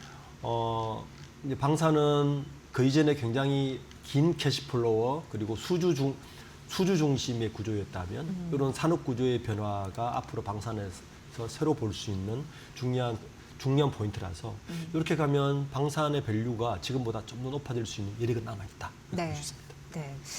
최근 이제 잘 올라가는 건 좋은데 고점이면 또 차익 실현 매물 압박 때문에 좀 나오죠? 떨어지잖아요. 네. 약간 이 부분이 좀 아쉬운데 하지만 방사는 이제 다음 스테이지를 위해 가는 것 같은데 그렇습니다. 이럴 때 매수 전략, 좀 비중 확대 전략 계속 유효할 것 같다는 느낌 대표님 말씀 들으면 지금 있거든요. 보시면 최근에 네. 이제 흐름을 보시면 이제 어제도 트럼프가 5일 유예했어. 그래 방산 좀 확 떨어지고 네. 전쟁 끝나는 거 아니야? 네. 요 흐름인데 이게 굉장히 단기적인 시각이고요. 저는 중장기적으로 볼 수 있는 섹터다 그렇게 보고 있습니다. 네. 중장기적으로 역시나 비중 확대 전략 굉장히 K방산의 매력처럼 여러분 계속 좀 팔리겠다. 네. 그럼 이제 실적 좋아지겠죠. 그런 부분에서 좀 먹을거리가 있겠다. 이렇게 얘기가 됩니다. 그러니까 방산주 레벨업에 대한 전략 여러분을 구체적으로 잘 말씀드렸으니까 판단해 보십시오. 박죽은 리더스 인덱스 대표의 분석으로 만나봤습니다. 고맙습니다. 네, 감사합니다.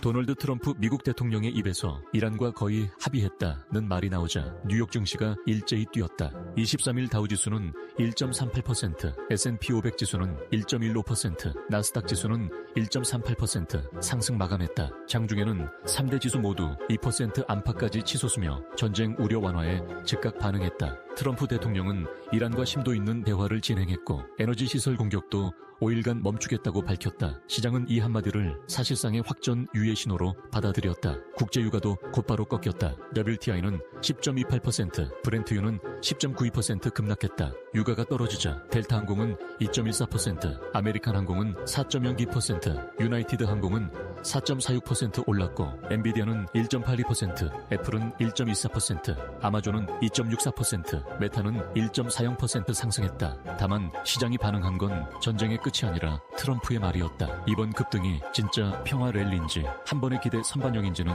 아직 불확실하다.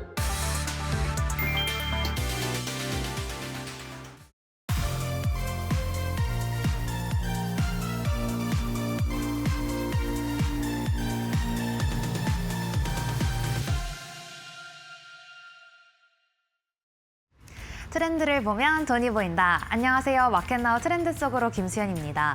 여러분, 요즘 SNS 보시면요. 또다시 난리난 과자가 하나 등장했습니다. 바로 오리온의 한정판, 촉촉한 황치즈 칩인데요. 이 제품 출시되자마자 품절 사태가 벌어졌습니다. 초도 물량이 38만 박스였는데 순식간에 동이 났고요. 지금은 추가로 약 20만 박스를 더 찍어서 4월 초에 다시 풀릴 예정입니다. 근데 여기서 진짜 중요한 포인트가 있습니다. 이게 그냥 인기 과자가 아니라 가격이 폭등하는 과자라는 점입니다. 정가 기준으로 한 박스가 5,000원대인데요. 지금 중고거래 플랫폼에서는 2만 원에서 많게는 4만 원까지 올라와 있습니다. 거의 5배에서 8배까지 붙은 상황인데요. 왜 이런 일이 벌어졌을까요? 바로 핵심은 헝거 마케팅입니다. 물량을 제한해서 지금 아니면 못 산다는 심리를 자극하는 전략인데요. 여기에 SNS 입소문이 붙으면서 수요가 폭발적으로 터졌습니다. 실제로 소비자 반응을 보면 한 번 먹으면 계속 생각난다, 단짠 조합이 강력하다는 평가가 이어지면서 먹거리를 넘어서 컨텐츠처럼 소비되고 있습니다. 그런데 이 흐름 어딘가 익숙하지 않으신가요? 두쫑쿠, 봄동 비빔밥, 버터떡까지 최근 트렌드는 희소성, SNS 인증 욕구가 맞물리면서 커지고 있습니다. 그렇다면 여기서 투자 포인트도 보입니다. 바로 오리온인데요. 오리온은 지금 히트 상품을 반복적으로 만들어내는 구조를 갖췄습니다. 여기에 실적 흐름이 같이 붙고 있는데요. 증권가에서는 오리온이 올해 중국 시장에서 약 10년 만에 두 자릿수 성장을 기록하면서 본격적인 실적 회복 구간에 들어갈 것으로 보고 있습니다. 중국 매출은 1조 4천억 원을 넘기면서 사드 이후 처음으로 최고 수준을 다시 쓸 가능성이 나오고 있고요. 전체 실적도 개선 흐름입니다. 올해 매출은 약 3조 6천억 원, 영업이익은 6천억 원대를 넘어서면서 이익 성장도 뚜렷하게 예상되고 있습니다.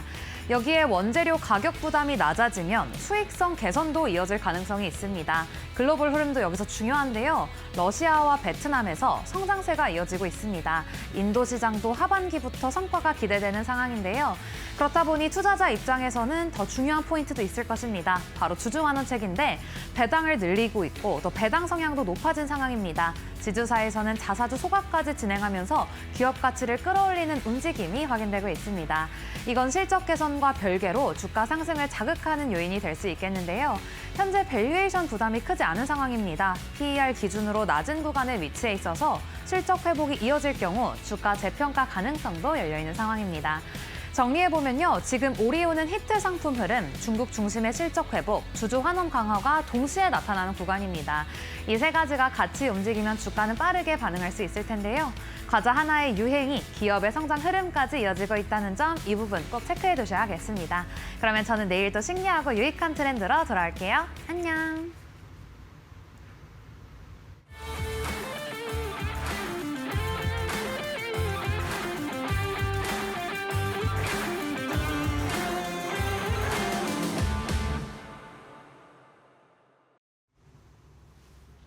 안녕하세요. 마켓매블 신일섭입니다.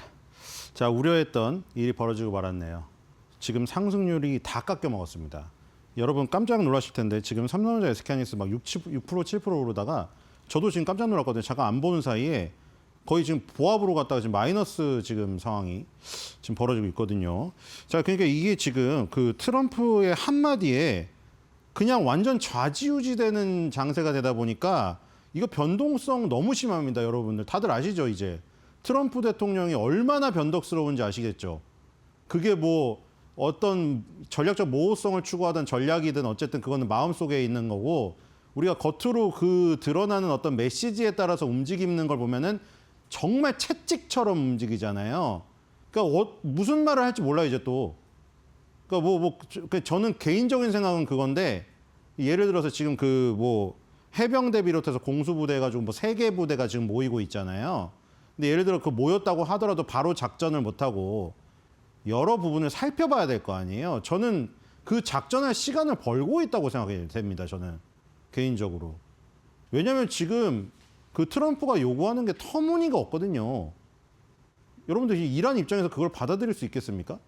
트럼프가 지금 인터뷰 에어포스 원 앞에서 한 것 중에 제일 중요한 게 농축 우라늄을 꺼내 가라고 했다고 했어요. 이란이.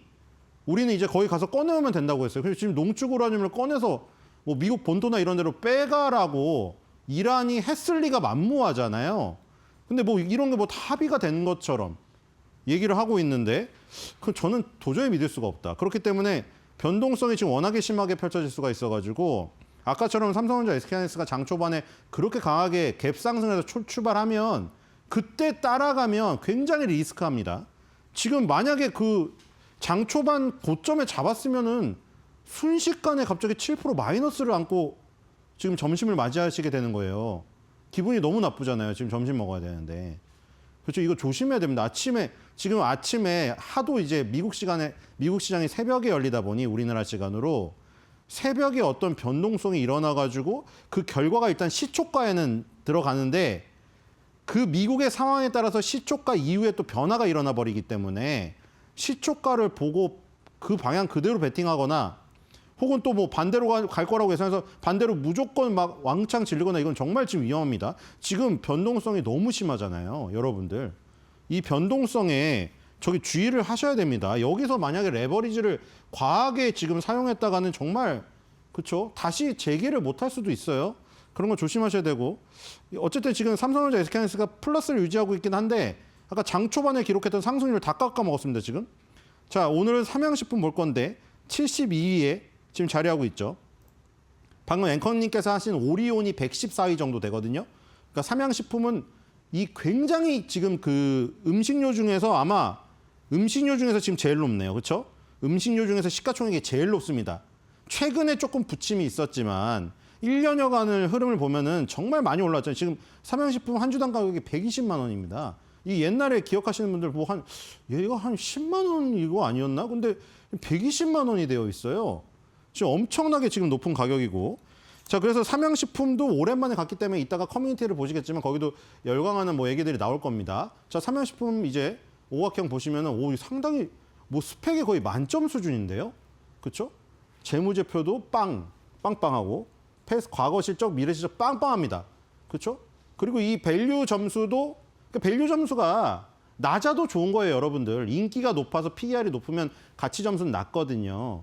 이게 낮다고 무조건 나쁜 건 아니다라는 거 가치 점수는 그렇게 판단하셔야 되고 뭐 배당이야, 그렇죠? 우리나라는 완전 성숙한 주식 빼고는 배당을 많이 주지 않습니다. 그리고 성장하는 주식이 배당을 빼고 투자에 열을 덜 올리는 것도 주주분들이 원하지 않고요. 그렇기 때문에 대부분은 저렇게 배당 쪽은 이렇게 오므라든 이 형태를 취하고 있습니다. 저게 일반적이에요. 자, 어디서 돈을 버나 봅시다. 얼만큼 돈을 버나 봅시다. 자, 가보겠습니다. 얼만큼 돈을 버나 삼양식품은 삼양식품도 3조 4천억 돈 많이 버네요. 3조 4천억 벌어서 이건 지역별로 일단 나눠놨습니다. 지금 사우스 코리아, 코리아가 나뉜 거를 볼 때마다 좀 마음이 아프긴 한데 그렇죠?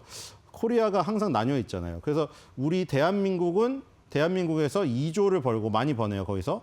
그리고 중국, 미국, 유럽 이 순서네요. 중국이 5,570억 정도, 미국이 5,400억. 미국이 많이 따라왔네요, 그렇죠? 미국하고 중국하고 비중이 거의 똑같습니다. 그 다음에 유럽이 1,500억 정도로 이제 성장하고 있는 상황이고요.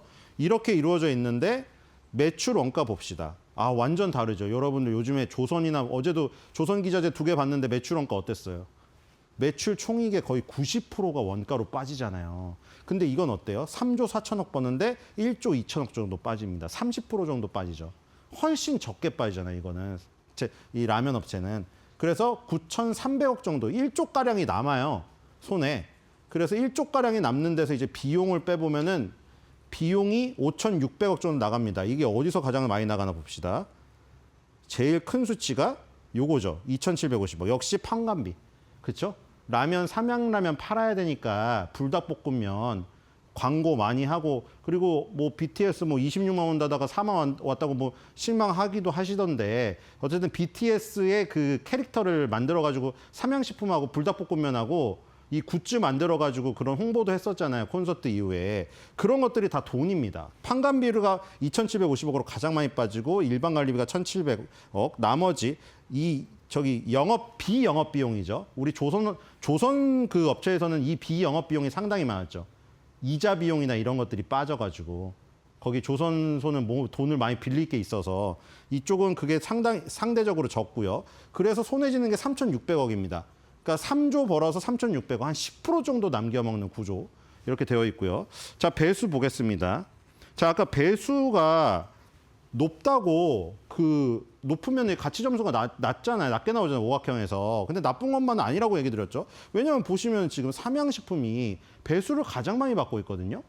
그래서 가치 점수 낮게 평가되어 있지만 그거는 나쁜 게 아닌 게 인기가 높다는 겁니다. 아까 오리온도 나왔지만 오리온이 10배를 못 받고 있어요. 그러니까 이거는 우리가 판단을 해줘. 오리온이 10배를 못 받고 있으니 삼양식품에 비해 2배 정도 저평가되어 있다. 누구는 이렇게 생각해서 매수를 들어갈 것이고 어떤 사람은 또 어떻게 생각하겠어요? 아니, 오리온이 저평가된 게 아니고 오리온은 그만큼 시장에서 인기가 없는 거네. 오히려 인기 있는 삼양식품을 사야지. 이런 사람들의 의견 충돌 속에서 적정 가격이 정해져서 주가가 결정되는 겁니다. 그러니까 지금은 삼양식품이 인기가 제일 높아요. 농심보다도 거의 2배를 받고 있어요. 시장에서. 뭐 이거를 또 농심이 저평가되어 있다고 농심을 사들어가는 사람도 있겠죠. 사람마다 틀리니까. 근데 농심은 주가가 상대적으로 안 갔죠. 삼양식품에 비해서. 그렇죠? 그러면 이제 삼양식품이 인기가 많은 거라고 지금 판단을 해봐야겠죠. 오리온 홀딩스 있고요. 동원산업이 5.7배로 가장 낮게 받고 있습니다. 자, 그렇다고 동원산업을 또 들어가신 분이 있어요. 가치주가 좋다 해서. 저렇게 5배라고 낮게 평가된다고 해서. 그거는 그 자신의 어떤 판단의 차이고, 제가 말씀드릴 수 있는 건 이제 PER이라는 개념이 어떤 개념인가라는 거죠. 주당 순이익에 비해서 주가가 몇 배로 표현되고 있는 건데 삼양식품이 가장 높게 평가되고 있는 거예요. 인기가 높다. 이렇게 보시면 될 것 같고요. 자, 주요 제품 볼까요? 뭐 불닭볶음면도 있지만 요즘에는 이게 중요한 것 같아요. 그렇죠? 왜냐면 우리 오늘 워낙에 시니어층 분들이 주요 그 시청층이시기 때문에 다들 기억하실 거예요. 요즘에 젠지 세대들은 모를 텐데 우지 파동 다들 기억하실 거예요. 그게 뭐 음모론도 지금 나오고 있긴 한데 그 당시에 삼양라면이 1등이었는데 우지 파동이 벌어지면서 농심이 1등으로 올라가는 일이 발생되거든요. 그게 뭐 공업용 우지를 썼다고 하는 건데 그 당시에 그 인식이 너무 안 좋고 그때 유튜브도 없고 KBS 막 원투 이거밖에 없던 시절이라 거기서 대대적으로 때려버리니까 삼양식품이 완전히 죽어버렸어요. 완전 범죄 기업으로 낙인이 찍혀버렸다고요. 그래서 이제 삼양라면이 그 뒤로 부침을 겪다가 불닭볶음면을 부활을 해서 저렇게 시장에서도 평가를 농심의 2배를 받고 있어요.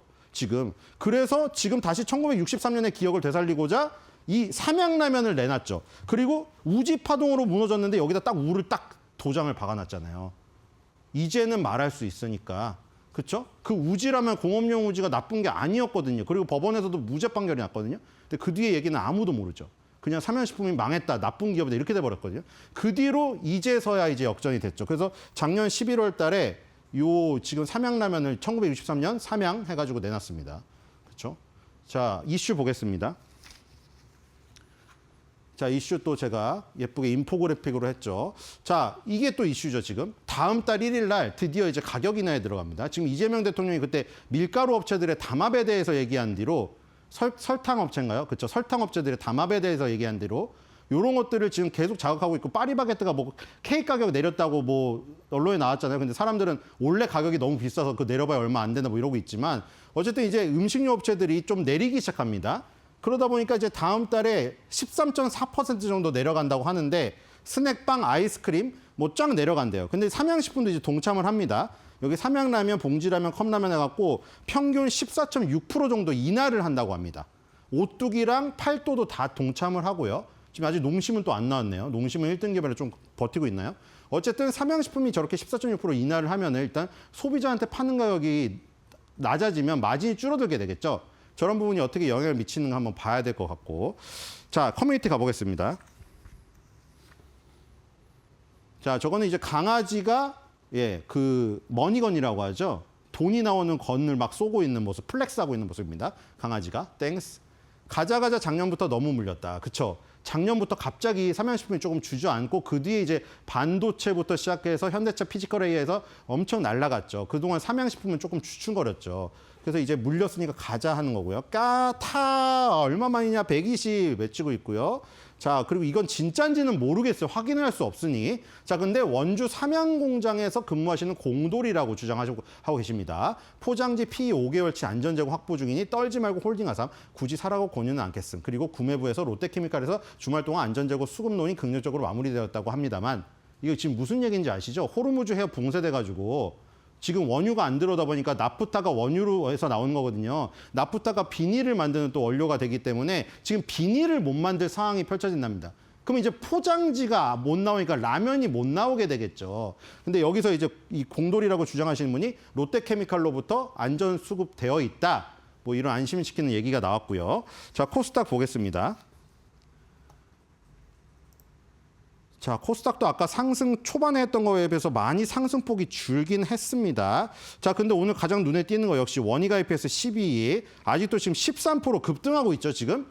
자, 삼성전자, SK하이닉스에 비해서 지금 반도체 소부장들의 그 상승폭이 큽니다. 자, 원희가 EPS 보겠습니다. 원희가 EPS, 주성엔지니어링이 우리나라의 대표 반도체 소부장들이고요. 아시다시피 삼성향은 원희가 EPS, SK하이닉스향은 주성엔지니어링입니다. 자, 재무제표도 탄탄하고요. 과거 실적, 미래 실적이 조금 떨어집니다. 밸류에서 낮은 점수를 받고 있고 그리고 배당은 당연히 인색합니다. 자, 얼마나 돈을 버나 보겠습니다. 원희가 EPS 증착 장비 만드는 건데 삼성전자 향이라고 말씀드렸죠. 자, 여기는 얼마 벌까요? 삼양식품이 3조 번다고 했는데 원희가 EPS 얼마 벌까요? 한번 보겠습니다. 자, 원희가 EPS 얼마 버는지 보여주세요. 자, 3,800억. 아, 이거 삼양식품, 여기군요. 9,000억. 아, 삼양식품보다 못 버네요. 그렇죠? 삼양식품은 3조 버는데 여기 9,000억 정도 벌고 9,000억에서 지금 보니까 영업 비용이 5,200억 정도 빠져가지고 3,800억 남고 거기서 비용이 3,000억 빠지는데 거기서 보니까 뭐가 제일 많나요? 여기는 R&D가 제일 많네요. R&D에 1,670억이 제일 많아요. 그렇죠? R&D에 많이 투자를 한다는 건 뭐죠? 진입장벽이 높다. 그래서 손해지는 게 840억입니다. 9,000억 벌어서 840억 정도, 10% 정도 남는 이 지금 그 구조입니다. 자, 이제 펄을 볼까요? 원희가 EPS가 주성엔지니어링보다 높을까요? 낮을까요? 아, 낮네요. 자, 주성엔지니어링이 91배를 받고 있습니다. 그리고 리노공업하고 같은 쪽에 있는 게 86배 받고 있고 원희가 EPS 67배 받고 있네요. HPSP가 49배. 네, 여러분들이 판단하시고요. 주성엔지니어링이 요즘에 최근에 1년 사이로 많이 올랐어요. 저게 SK하이닉스 향이어가지고. 자, 뒤에 가보겠습니다. 주요 장비는 네, 바로 이겁니다. 위다스라는 장비인데요. 증착 장비입니다. 이게 증착 장비 회사들이기 때문에 그러니까 뭐 굽고 방막 씌우고 웨이퍼를 가열하고 도자기처럼 굽고 막 이런 과정들의 장비라고 생각하시면 돼요. 삼성전자에 납품에 되는 장비고요. 자, 이슈 보겠습니다. 원희가 EPS의 이슈는 뭘까요? 바로 이겁니다. 오늘 또 나온 거죠. 코스닥 시장이 개편된다고 합니다. 어떻게 개편되냐? 프리미엄, 스탠다드, 퇴출 이렇게 세 가지로 분류를 한다고 해요. 분류를 하는데 대표 지수를 설정해서 ETF를 출시할 거고 그럼 기관 자금이 유입된다. 그래서 코스닥 3,000 뭐 이 시대를 하는 건데 보니까 여기 지금 후보 종목으로 꼽은 게 있습니다. 알테오젠, 원희가 EPS, HPSP, 파마리서치, 휴젤, 유진테크, JIP, SM, 주성엔지니어링, ST팜, 솔브레인, 이오테크닉스, ISC, 리노공업 이렇게 꼽아놨거든요. 근데 지금 보시면 원희가 EPS, HPSP 그리고 솔브레인, 이오테크닉스, ISC, 유진테크, 주성엔지니어링까지 전부 반도체 소부장입니다. 그러니까 지금 여러분들 이 중에 한 70% 정도가 반도체 소부장이 들어있으니까 코스닥의 지금 중심, 프리미엄 시장으로 꼽은 게 반도체 소부장에 많구나, 훌륭한 종목이 많구나 이렇게 얘기를 하시면 될 것 같고 만약 ETF가 출시되면 원희가 EPS, 주성엔지니어링이나 이런 종목들 만약에 저기 들어가게 된다면 수급에 굉장히 도움을 받겠죠. 기관 자금이 유입되기 때문이죠. 근데 과거 사례가 있습니다. 이렇게 뭐 BBIG도 있었고요. KRX 300도 있었는데 지지부진했다 이거죠. 그래서 실제로 돈이 들어오는지는 확인해야 된다. 정책에 그리고 일관성이 있어야 된다. 정권이 바뀌어서 이게 없어지면 또 끝난다. 뭐 이런 것들은 조심하셔야 됩니다. 자, 뒤로 가볼게요.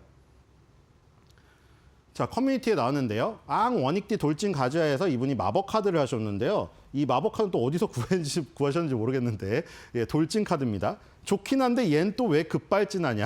그랬고요. 가자 삼성향, 그렇죠? 원희가 EPS는 삼성향입니다.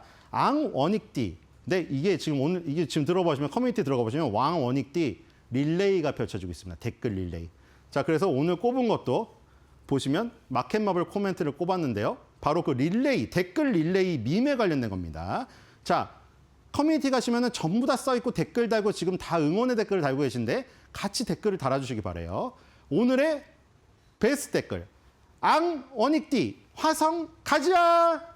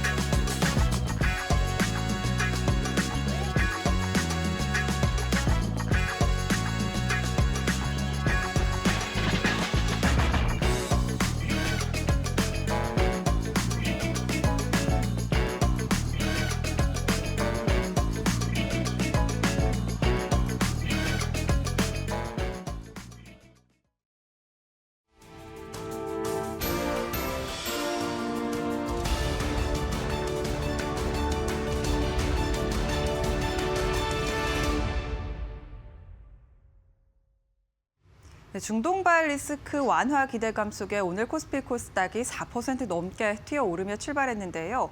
현재 시간 기준으로 지수가 좀 오름폭을 많이 줄였고 장중에는 하락으로 전환되기도 했습니다. 아무래도 트럼프 대통령은 이란과의 대화 협력 의지를 좀 밝혔지만 이란 측에서 이에 대한 추가적인 소식이 나오지 않았기 때문으로 풀이되는데 일단 전반적으로 시장은 좀 변동성 장세를 가져가고 있는 상황입니다. 여전히 불확실성이 여전한 평가를 좀 받고 있는데 양 지수 상황 바로 열어보도록 하겠습니다. 코스피는 현재 시간 기준으로 0.8%가량 소폭 오르고 있고요. 5,449포인트 지나갑니다. 장중에 5,400선을 내려놓으면서 하락으로 전환이 되기도 했는데 그래도 다시금 조금은 반등에 성공했고요. 코스닥 같은 경우도 0.76%가량 소폭 상승에 그치고 있습니다. 1,105포인트 지나갑니다. 오늘 반도체 투톱이 좀 강하게 상승세가 붙었었는데 이를 모두 내려놓으면서 삼성전자 같은 경우에는 강보합권까지 내려왔고요. 현대차 같은 종목들도 좀 오름폭을 많이 줄이면서 코스피 200 대형주 단에서도 상승 탄력이 강하게 붙고 있지 않습니다. 오름폭 많이 내려놓으면서 0.98%가량 상승 812포인트 지나갑니다. 오늘 그래도 LG 엔솔 같은 종목들이 좀 받쳐주고 있다라는 점은 특징적인데 코스피 매매 동향 체크해 보시면요. 외국인과 기관의 순매도가 어제 이어 오늘도 펼쳐지고 있습니다. 기관 같은 경우에는 장 초반 순매수였는데 순매도로 전환이 됐고요. 약 900억가량 팔고 있습니다. 외국인은 어제 이어 오늘도 시장을 팔고 있는데 8천억가량 좀 강하게 시장을 팔고 있는 상황이고 개인의 7천억가량의 순매수가 뒷받침되고 있습니다. 코스닥 매매 동향도 함께 살펴보면요. 오늘 코스닥 시장에는 그래도 외국인의 순매수가 들어오고 있고요. 기관도 장중에 순매도에서 순매수로 포지션을 변경하긴 했지만 아직까지 좀 방향성을 탐색하고 있습니다. 외국인의 1,500억가량의 순매수가 시장을 좀 끌어올려주고 있는 상황이고 개인은 1,200억가량 순매도 중입니다. 원달러 환율도 함께 체크해 보겠습니다. 오늘 원달러 환율이 1,498원 선에서 움직이는데요. 여전히 고환율 기조를 유지하고 있는 시장입니다. 1,510원 선에서 그래도 좀 급락하면서 출발을 하면서 1,500원 선 밑에서 출발을 했지만 다시 좀 개장 직후 원달러 환율의 상승세가 붙고 있는 상황이고 아무래도 중동 변수가 계속해서 불확실성으로 남아있는 만큼 원달러 환율도 상방 압력을 계속해서 받고 있습니다. 1,497원 선 지나갑니다. 네, 이렇게 불확실성이 가득한 시장 상황 속 주요 투자 뉴스는 어떤 게 있을지 바로 이어서 살펴보도록 하겠습니다. 증권가에서 에코프로비엠에 대해 유럽 전기차 신차 출시와 신규 수주 등의 하반기 모멘텀이 기대된다고 분석했습니다. NH투자증권은 오늘 보고서를 통해 하반기 유럽 시장에서 출시 예정인 신차 EV2와 아이오닉 3의 판매 호조가 예상된다고 밝혔습니다. 이에 따라 2026년 양극재 판매량 전망치를 기존 6만 7천 톤에서 7만 1천 톤으로 상향 조정했습니다. 특히 EV2와 아이오닉 3에는 삼성 SDI의 각형 배터리와 에코프로비엠의 NCA 양극재가 탑재될 예정으로 2분기 배터리 공급 이후 3분기 차량 출시가 계획되어 있습니다. 이날 NH투자증권은 또 LNF에 대한 보고서도 발간했는데요. 테슬라의 유럽 판매가 12개월 만에 플러스로 전환된 점, 또 N95에 대한 독점 공급이 계속해서 유지될 것이라는 점으로 LNF를 2차 전진의 최선호주로 꼽았습니다. 오늘 2차 전지 관련된 종목들 좀 주가 탄력이 붙고 있는 상황인데 에코프로 5%가량 오르면서 14만 6,900원 선 지나가고요. 에코프로 BM도 6%가량 오름세 유지하고 있습니다. 19만 1,200원 선 거래되고 있습니다. LNF 주가도 7.85%가량 오르면서 코스닥 시장 안에서 2차 전지 관련된 종목들 여전히 강세고요. 코스피 시장 안에서도 LG 에너지 솔루션 같은 종목들 여전히 장 초반 대비해서 계속해서 상승 탄력을 유지하고 있습니다. 7%가량 상승세, 지수는 빠지지만 2차 전지 관련된 종목들은 여전히 좋은 모습 가져갑니다. 삼성과 LG, 한화 등에 이어 국내 최초로 두산그룹 주요 계열사에 집중 투자하는 ETF가 출시됩니다. 국내 ETF 시장에서 두산그룹을 테마로 한 상품은 사실상 처음인데요. 우리 자산운용은 31일 원 두산그룹 포커스 ETF를 상장할 예정입니다. 두산그룹 핵심 산업인 반도체와 원자력 발전, 그리고 산업용 로봇을 분산해 담은 상품이라고 소개했는데요. 반도체 소재 업체이자 그룹 지주사인 두산에 대한 투자 비중을 26%로 가장 높게 설정했고요. 뒤를 이어 두산 에너빌리티, 두산 로보틱스도 주요 투자 종목으로 꼽혔습니다. 이외에 시스템 반도체 테스트 기업인 두산 테스나와 수소 연료 전지 업체 두산 퓨얼셀, 소형 건설 장비 업체 두산 바켓 등도 포트폴리오에 포함됐습니다. 오늘 관련된 주가 흐름 함께 체크해 볼 텐데요. 두산 주가가 6.38%가량 오르면서 113만 4천 원 선 지나가고 있고요. 두산 테스나 주가는 장중에 잠깐 하락으로 전환이 되기도 했습니다만 다시금 상승 탄력 붙으면서 약 2%가량 상승 중입니다. 두산 테스나 같은 경우에는 이번 달에만 50% 넘는 상승 탄력이 붙고 있다는 점 말씀드립니다. 도널드 트럼프 미국 대통령이 이란의 에너지 시설에 대한 공격을 보류했습니다. 현지 시간 23일 트럼프 대통령은 중동 전쟁 해결을 위해 이란과 생산적인 대화를 나눴다면서 앞서 예고한 이란 발전소 공격을 5일간 유예한다고 밝혔습니다. 3주 넘게 군사 충돌을 이어오던 미국과 이란이 협상에 나섰다는 사실을 밝힌 건 이번이 처음인데요. 앞서 지난 21일 이란에 48시간 시한을 제시하며 호르무즈 해협을 개방하지 않으면 발전소를 초토화하겠다고 사실상 최후 통첩을 한 것과는 대비되는 입장입니다. 이란 측은 협상 사실을 부인하고 있는 가운데 트럼프 대통령은 이후 기자들과 만난 자리에서도 이란의 합의 의지를 다시 한번 전했습니다. 이러한 소식 속 간반 WTI 그리고 브렌트유는 10% 넘게 하락하기도 했는데요. 다만 중동 지역의 갈등은 여전한 가운데 국내 증시는 상승폭을 일부 반납했습니다. 삼성전자 주가부터 확인해 보겠습니다. 1.23%가량 오르면서 다시 조금 반등에 성공했고요. 11시를 기점으로 소폭 반등에 성공하고 있습니다. 18만 8,600원 선 지나갑니다. 하이닉스 주가는 그래도 오늘 6% 가까운 상승 탄력 붙으면서 출발을 했는데 현재 시간 기준으로 2%가량 오르면서 오늘 삼성전자보다 하이닉스 쪽으로 조금 더 상승세가 붙고 있고요. 미국 ADR 상장 관련 기대감까지 함께 붙고 있는 상황입니다.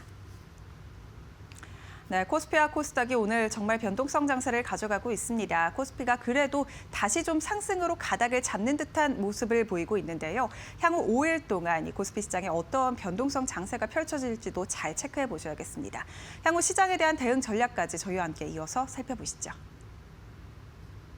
국내 시장 복귀 계좌가 출시가 됐습니다. 어떤 효과를 가져다주고 전략은 무엇인지 오늘 이 시간은요. 권소연 이데일리 마케팅 센터장과 함께 알아보도록 하겠습니다. 어서 오십시오, 센터장님. 네, 안녕하세요. 네, 반갑습니다. 네. 근데 요즘에 이란 전쟁통 때문에 환율도 치솟고 국내 증시도 별로 안 좋은 상황인데 출시는 됐습니다. 이게 뭔지부터 좀 부탁드릴게요. 아마 예. 국내 미국 주식 투자하신 분들 좀 많으실 거고 그분들을 이 국내 시장 복귀 계좌 많이 기다리셨을 거예요. 이게 RIA라고 부르는데 Reshoring Investment Account의 앞줄 글자를 따서 이제 RIA 계좌라고 부르는 겁니다. 그러니까 이 계좌를 증권사에 만들고 기존에 다른 일반 계좌에서 갖고 있었던 해외 주식을 이 계좌를 옮긴 후에 이걸 매도하고 원화로 환전한 다음에 뭐 예를 들어 국내 주식을 산다거나 이렇게 1년 동안 갖고 있으면 양도소득세 공제 혜택을 주는 이제 계좌인 건데요. 그러니까 결국 이제 세금 깎아줄 테니까 해외 주식 팔아서 받은 달러 원화로 환전하고 국내 주식 사라라는 이제 정책 계좌인 겁니다. 사실 이 아이디어는 국내 증시 부양이 목적이라기보다는 환율 안정이 목적이었거든요. 그러니까 워낙 서학개미들이 해외 투자를 많이 하니까 투자를 하려면 달러로 환전을 해야 되고 이것 때문에 환율이 오른다라고 이제 정부는 봤던 거고요. 그래서 해외로 나가 있는 이 달러들을 좀 국내로 들여오고자 RIA 제도를 이제 도입을 한 건데 이 도입 얘기를 시작한 게 이제 작년 말이었는데 이제 드디어 계좌가 만들어지기 시작한 거죠. 네.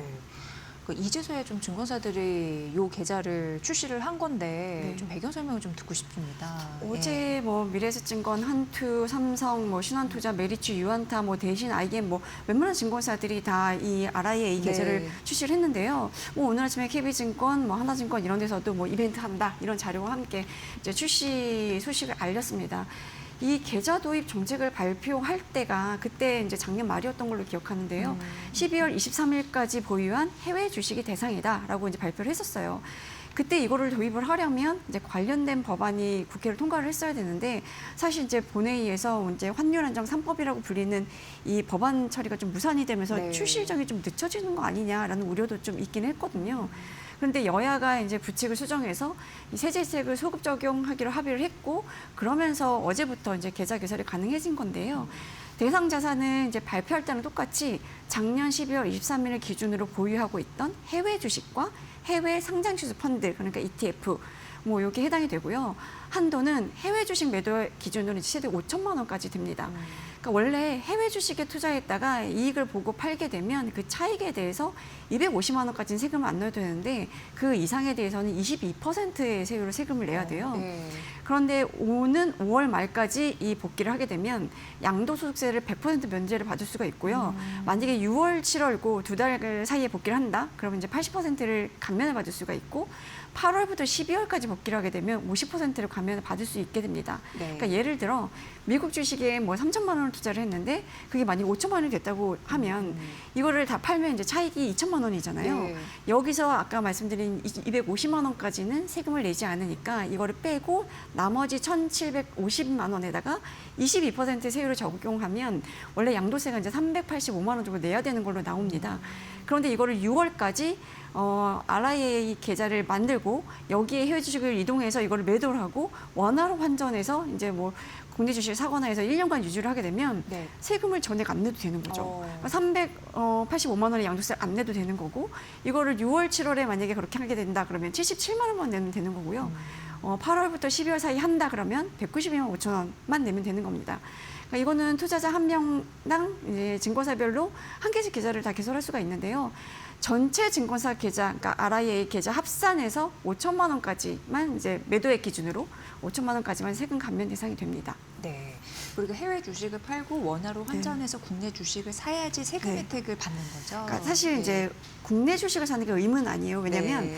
RIA 계좌에서 보유하고 있는 원화로 이제 국내 상장 주식, 국내 주식형 펀드에 투자를 할 수가 있고 그냥 예수금으로 보유하고 있어도 됩니다. 네, 그러니까 네. 사실 이거는 그러니까 예수금으로 보유하고 있어도 된다는 얘기는 국내 주식을 사는 게 의무는 아니라는 건데 뭐 국내 채권과 RP 이런 거는 대상이 안 되고요. 그 주식과 채권이 혼합된 이제 혼합형 투자 상품의 경우에는 국내 주식 비중이 80% 이상이면 국내 주식 투자를 인정이 되기 때문에 가능하고요. 만약에 국내 주식 비중이 80% 이상이어도 해외 주식 비중이 조금이라도 들어가 있다면 그건 국내 주식으로 인정이 안 돼요. 그래서 이런 거는 사시면 이제 양도세 감면을 혜택을 받을 수가 없고요. 네. 당연히 국내에 상장되어 있는 해외 ETF는 대상에서도 제외가 됩니다. 그런데 뭐 이제 예수금이 대상이 되기 때문에 현금으로 가지고 있어도 되긴 하는데 이걸 1년 동안 유지를 해야 되잖아요.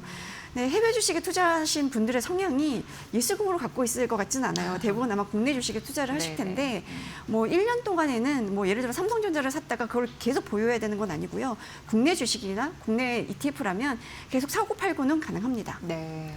그러면 첫날 얼마나 많은 계좌가 들어왔을지 궁금한데요. 네. 뭐 잘 일단 됐나요? 네, 세금 혜택을 준다고 하니까 네. 첫날 꽤 개설이 된 것 같아요. 어제 오후 4시 기준으로 보면 네. 뭐 8개 증권사에서 개설된 RIA 계좌가 8,994개, 이제 대략 한 9,000개 정도 되는 거죠.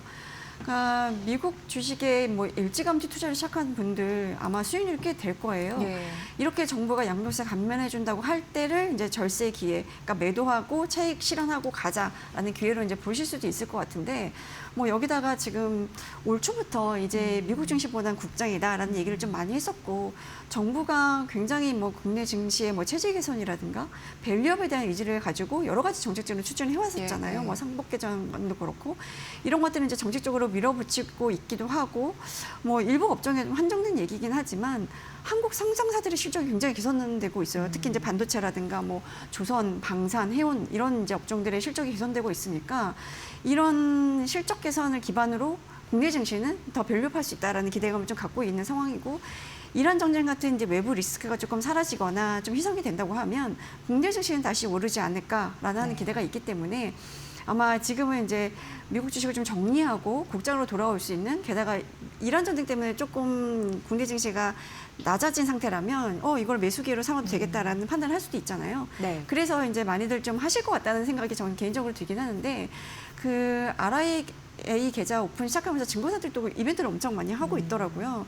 그 표현을 연어개미라고 이제 표현을 하던데 다시 이제 갖다 돌아오는 연어. 네, 그래서 연어개미라고 표현을 네, 하긴 네. 하던데 이 연어개미 모시기에 또 안간힘을 쓰고 있습니다. 야. 그래서 이제 잘 찾아보시면 이런 여러 가지 혜택을 받으면서 이제 RIA 계좌를 이제 개설할 수가 있을 텐데 뭐 예를 들어 우대 수수료를 제공을 하거나 뭐 환전 수수료 깎아주기도 하고 계좌 개설 지원금을 주기도 하고요. 뭐 추첨 통해서 여러 선물을 주기도 하고 또 그러니까 이제 겸사겸사 RIA 계좌 만들고 수익이나 해외 주식 좀 정리하고 원화로 환전해서 국내 주식 떨어질 때 저가 매수할 수 있는 아주 좋은 기회가 아닌가 하는 생각이 좀 개인적으로 들긴 합니다. 네. 근데 센 선생님 초반에 그 환율 얘기도 네. 좀 해주셨잖아요. 네. 근데 오늘도 1,499원까지 이게 네. 1,500원이 약간 뉴노멀이 되는 것 같은데 네. 이런 거는 어떻게 우리가 생각해 보면 좋을까요? 사실 이럴 때 RIA 계좌가 오픈이 되기 시작했다는 거는 뭐 긍정적인 시그널일 수 있는데 오늘 원달러 환율 26.4원 내린 1,490.9원으로 거래를 시작을 했더라고요. 지금 네. 1,498원까지 다시 올라가긴 했는데 뭐 사실 우리가 1,400원 넘었을 때만 해도 오, 달러가 그러니까 환율이 굉장히 많이 올랐네. 1,400원대가 유노멀이 되겠네 했는데 이제는 다시 이제 네. 1,500원대가 유노멀이 되나? 라는 생각이 들 정도로 뭐 어제는 1,500원대 위로 올라섰고 어제 오후 3시 30분 기준 주간 거래 종가가 1,517.3원이었거든요. 이게 2009년 3월 9일 종가 이후에 17년 만에 가장 높은 수준이었어요. 그러니까 이게 사실 우리가 1,500원 선을 심리적인 마지노 선이라고 좀 여겼었고 이 선이 뚫리면 환율이 걷잡을 수 없이 급등할 거다라는 이제 두려움 같은 게 있었기 때문에 네. 정부도 이 선이 뚫리지 않게끔 굉장히 시장 개입을 공격적으로 할 거다라고 이제 예상을 했었는데 실제로 1,500원 선 그 근방에서는 개입을 좀 했던 것 같아요. 그런데 지금 이 환율이 오르는 게 우리나라 국내 그러니까 한국 경제의 내부적인 리스크라든가 아니면 한국전의 구조적인 문제 때문에 원화가 전반적으로 이제 같이 절하되는 게 아니라 이란 전쟁이랑 외부 리스크 때문에 그런 거잖아요. 그래서 지금은 오히려 이제 정부는 개입을 좀 최소화하고 이럴 때 외환 보유액을 써가면서 1,500원 선을 지키는 것보다는 개입을 최소화하면서 좀 시장을 좀 지켜보자 약간 이런 분위기가 된 것 같고요. 이럴 때 RIA 계좌 도입으로 달러 공급 효과가 좀 있기를 바라는 건데 지금 한국의 해외 투자에서 개인 비중이 뭐 2020년 전에는 10%도 안 됐었어요. 네. 근데 지금은 이제 30%를 웃돌고 있는 상황이거든요. 그래서 개인 투자자들의 해외 주식 보유 잔액을 보니까 이제 가장 최근 수치가 이달 20일 기준인데 1,645억 달러 정도라고요. 그러니까 이게 연초에는 사실 1,800억 달러대까지 올라갔다가 좀 낮아지긴 한 건데 뭐 이 중에서 한 10%만 국내로 돌아와도 한 164억 달러가 들어오는 건데 지금 환율 기준으로 보면 한 24조 6천억 원 정도 되는 거라서 꽤 많은 달러들이 이제 들어오는 거고 이게 달러 그러니까 환율의 수준을 좀 낮춰준다면 사실 환율도 어찌 보면 이제 심리인 거거든요. 그러면 뭐 기업이라든가 개인이 갖고 있는 달러가 조금 더 나올 수도 있고 그렇게 되면 환율 안정 효과가 좀 있지 않을까 하는 기대를 좀 해봅니다. 네. 연어 개미 이렇게 말씀해 주시니까 좀 인상적인데 과연 돌아올까 이런 효과 어떻게 네. 보세요, 센터장님께서는? 그러니까 예. 실제로 이제 뭐 국내 증시로 좀 들어올 거라는 기대감이 없진 않죠. 근데 네. 이제 지금 달러가 강세인 상황이니까 뭐 두 가지일 것 같아요. 달러가 여기서 더 오르지 않을 거다라고 생각하시는 분들은 이제 달러를 팔고 해외 주식 팔고 달러를 갖고 들어와서 원화를 바꿀 것이고 한편으로는 이제 달러가 만약에 이란 전쟁이 좀 장기화될 거다라고 보시는 분들은 달러 가치가 여기서 더 오를 수도 있지 않겠냐. 지금 네. 사실 이란 전쟁이 터지고 나서 이란 전쟁이라는 거는 이제 안전자산이 조금 이제 부각이 될 수 있는 재료인 건데 사실 금값도 떨어지고 네. 안전자산으로 여겨진 채권값도 떨어졌잖아요. 유일하게 지금 달러만 이제 강세를 보이고 있는 거거든요. 그렇기 때문에 이란 전쟁이 장기화되고 이럴 때 달러 가치는 좀 더 오를 수 있을 거다라고 생각하시는 분은 조금 더 기다릴 수도 있을 것 같아요. 네. 근데 이게 어쨌든 이제 6월 달까지만 돌아오면 양도세를 전액 면제를 받을 수 있기 때문에 이제 6월까지는 좀 고민을 하시겠죠. 그런데 이제 결과적으로는 그냥 미국 증시니까 뭐 이 통화 가치에 대한 평가도 중요하겠지만 미국 주식의 수익률이 더 좋을 것이냐 아니면 국장에 그러니까 한국 증시에 더 미래가 있을 것이냐라고 네. 보는 거에 따라 달라지긴 할 텐데 뭐 여기 세금 혜택을 준다면 뭐 지금은 조금 차익 실현하고 국내로 좀 들어오는 기미들이 좀 있지 않을까 연어 기밀이 좀 많지 않을까 하는 생각을 개인적으로 해봅니다. 네. 그렇다면 이제 서학개미 분들은 전략을 어떻게 짜야 될지 그리고 RIA 계좌 활용할 때 투자 유의사항은 무엇일지 그런 부분도 듣고 싶습니다. 그렇죠. 이게 가장 중요하죠. 네, 네. 그러니까 양도세 면제 혜택을 받을 수 있는 해외 주식 매도 한도가 5천만 원까지예요. 그러니까 여러 주식을 보유하고 계신다면 그 중에서도 양도 차익이 큰, 그러니까 지금 차익이 많이 난 해외 주식을 팔수록 더 큰 혜택을 받을 수 있는 거잖아요. 그러니까 해외 주식을 5천만 원어치 팔았는데 만약에 양도 차익이 없거나 손실이 난 주식이라면 깎아줄 세금도 없는 거기 네. 때문에 뭐 지금으로서는 이제 차익이 많이 난 뭐 예를 들어 이제 1,000만 원에 사서 5천만 원이 되는 해외 주식을 보유하고 있다면 이거를 그러니까 RIA 계좌로 옮긴 다음에 팔았다면 양도 차익이 4천만 원이 되는 거고 이렇게 차익을 얻었는데 양도세 환불을 안 낼 수도 있는 거기 때문에 그러면 이제 갖고 있는 그 포트폴리오 중에서 차익이 많이 난 종목 순서대로 파는 게 좀 맞는 것 같고요. RIA 계좌 외에 일반 주식 계좌에서 해외 주식을 매도해서 양도차익이 발생했다면 이건 세금 혜택을 받을 수 없거든요. 네. 무조건 이제 이 세금 혜택을 받으려면 RIA 계좌를 만드시고 거기 해외 주식을 대체 입고한 다음에 거기서 이제 매도를 하셔야 이제 세금 혜택을 받을 수 있습니다. 그리고 이제 우리가 이 RIA 계좌를 좀 도입할 때 우려 사항으로 좀 걱정을 했던 게 RIA 계좌에 옮겨서 주식을 팔고 다른 일반 계좌에서 해외 주식을 파는, 그래서 여전히 이제 해외 주식에 투자하겠다 이런 꼼수를 부리는 경우 우리가 네, 걸러낼 네. 수 없는 거 아니냐라는 걱정이 좀 있었는데, 그래서 정부가 RIA 계좌에서 해외 주식을 매도한 거와 일반 계좌에서 해외 주식 사는 거를 상계하기로 했어요. 그러니까 어찌 보면 이제 순매도액 개념으로 계산을 하는 건데, 차감 대상이 되는 해외 주식 이제 매수 시점도 사실은 이제 만약에 지난해 12월 23일까지 보유하고 있던 주식을 팔고 나서 올해 1월 1일 이후에 뭔가 이제 새로운 주식을 샀다라고 하면 그것도 상계가 되기 때문에 올해 들어서 1월 1일부터 이제 그 RIA 계좌에 만들어서 매도한 시점까지 새로 주식을 산 그 해외 주식까지 상계되는 것까지는 다 감안하셔서 이제 거래를 하셔야 되고요. 네. 또 해외 주식은 반드시 동일한 증권사의 RIA 계좌로 옮겨야 되는 건 아니에요. 제가 뭐 A 증권사의 일반 계좌를 가지고 해외 주식을 투자를 했는데 뭐 B 증권사의 RIA 계좌를 만들고 여기를 옮겨서 팔아도 상관없거든요. 근데 우리가 해외 주식을 다른 증권사의 RIA 계좌로 옮겨올 때는 수수료가 부과가 될 수가 있어요. 네. 그러니까 기존에 보유하고 있던 증권사에서 주당 2,000원 정도 내외의 대체 그 수수료를 받거든요. 네. 대체 출고를 할 때. 그렇기 때문에 그 수수료를 좀 아끼시려면 같은 증권사 내에서 RIA 계좌를 만들고 거기로 옮기는 게 수수료를 아낄 수 있는 방법이 아닐까 싶은데, 이게 이제 주당 수수료로 카운트가 되기 때문에 만약에 여러 주를 갖고 있는 경우들은 수수료 부담 상당하실 거거든요. 그러니까 같은 거래하시는 계좌 증권사에서 계좌를 만드시는 게 조금 유리할 거다라고 말씀드릴 수 있겠습니다. 네. RIA 계좌가 이제 출시가 됐습니다. 시장에 미치는 영향과 그리고 연예 개미분들 어떻게 투자하고 또 해야 될지 여러 가지 주의사항 가지고 꼼꼼히 챙겨드렸으니까 꼭 참고해 보시기 바랍니다. 오늘 권소연 이데일리 마케팅 센터장의 분석으로 여러분 들으셨습니다. 오늘도 유익했습니다. 고맙습니다. 네, 감사합니다.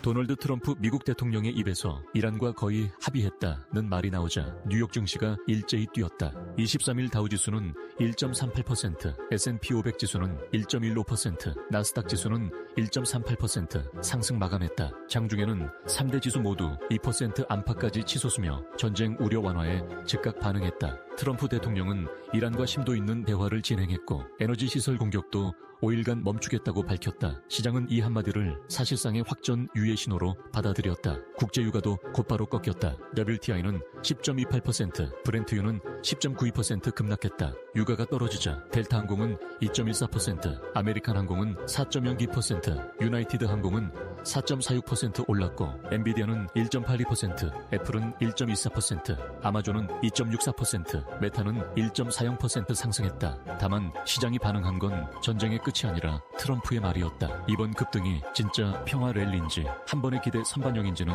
아직 불확실하다.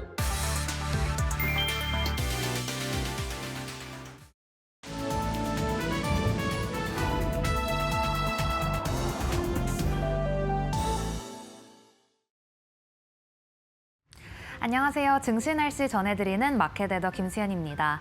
미국과 이란의 전쟁이 시작된 이후에 우리 증시의 변동성이 2008년 이후 최고치로 치솟았습니다. 이번 달 코스피에만 사이드카가 7차례 발동되는 등 롤러코스터 장세가 계속해서 이어지고 있는데요. 어제만 해도 매도 사이드카가 발동됐는데 오늘은 코스피가 장중에 5,600선까지 회복하는 등 상승세를 보였습니다. 하지만 장이 진행될수록 코스피 지수가 둔화되는 흐름을 보이는 것은 아쉬운데요. 다음 장에서 현장에서 시장 분위기 더 자세하게 살펴보시죠.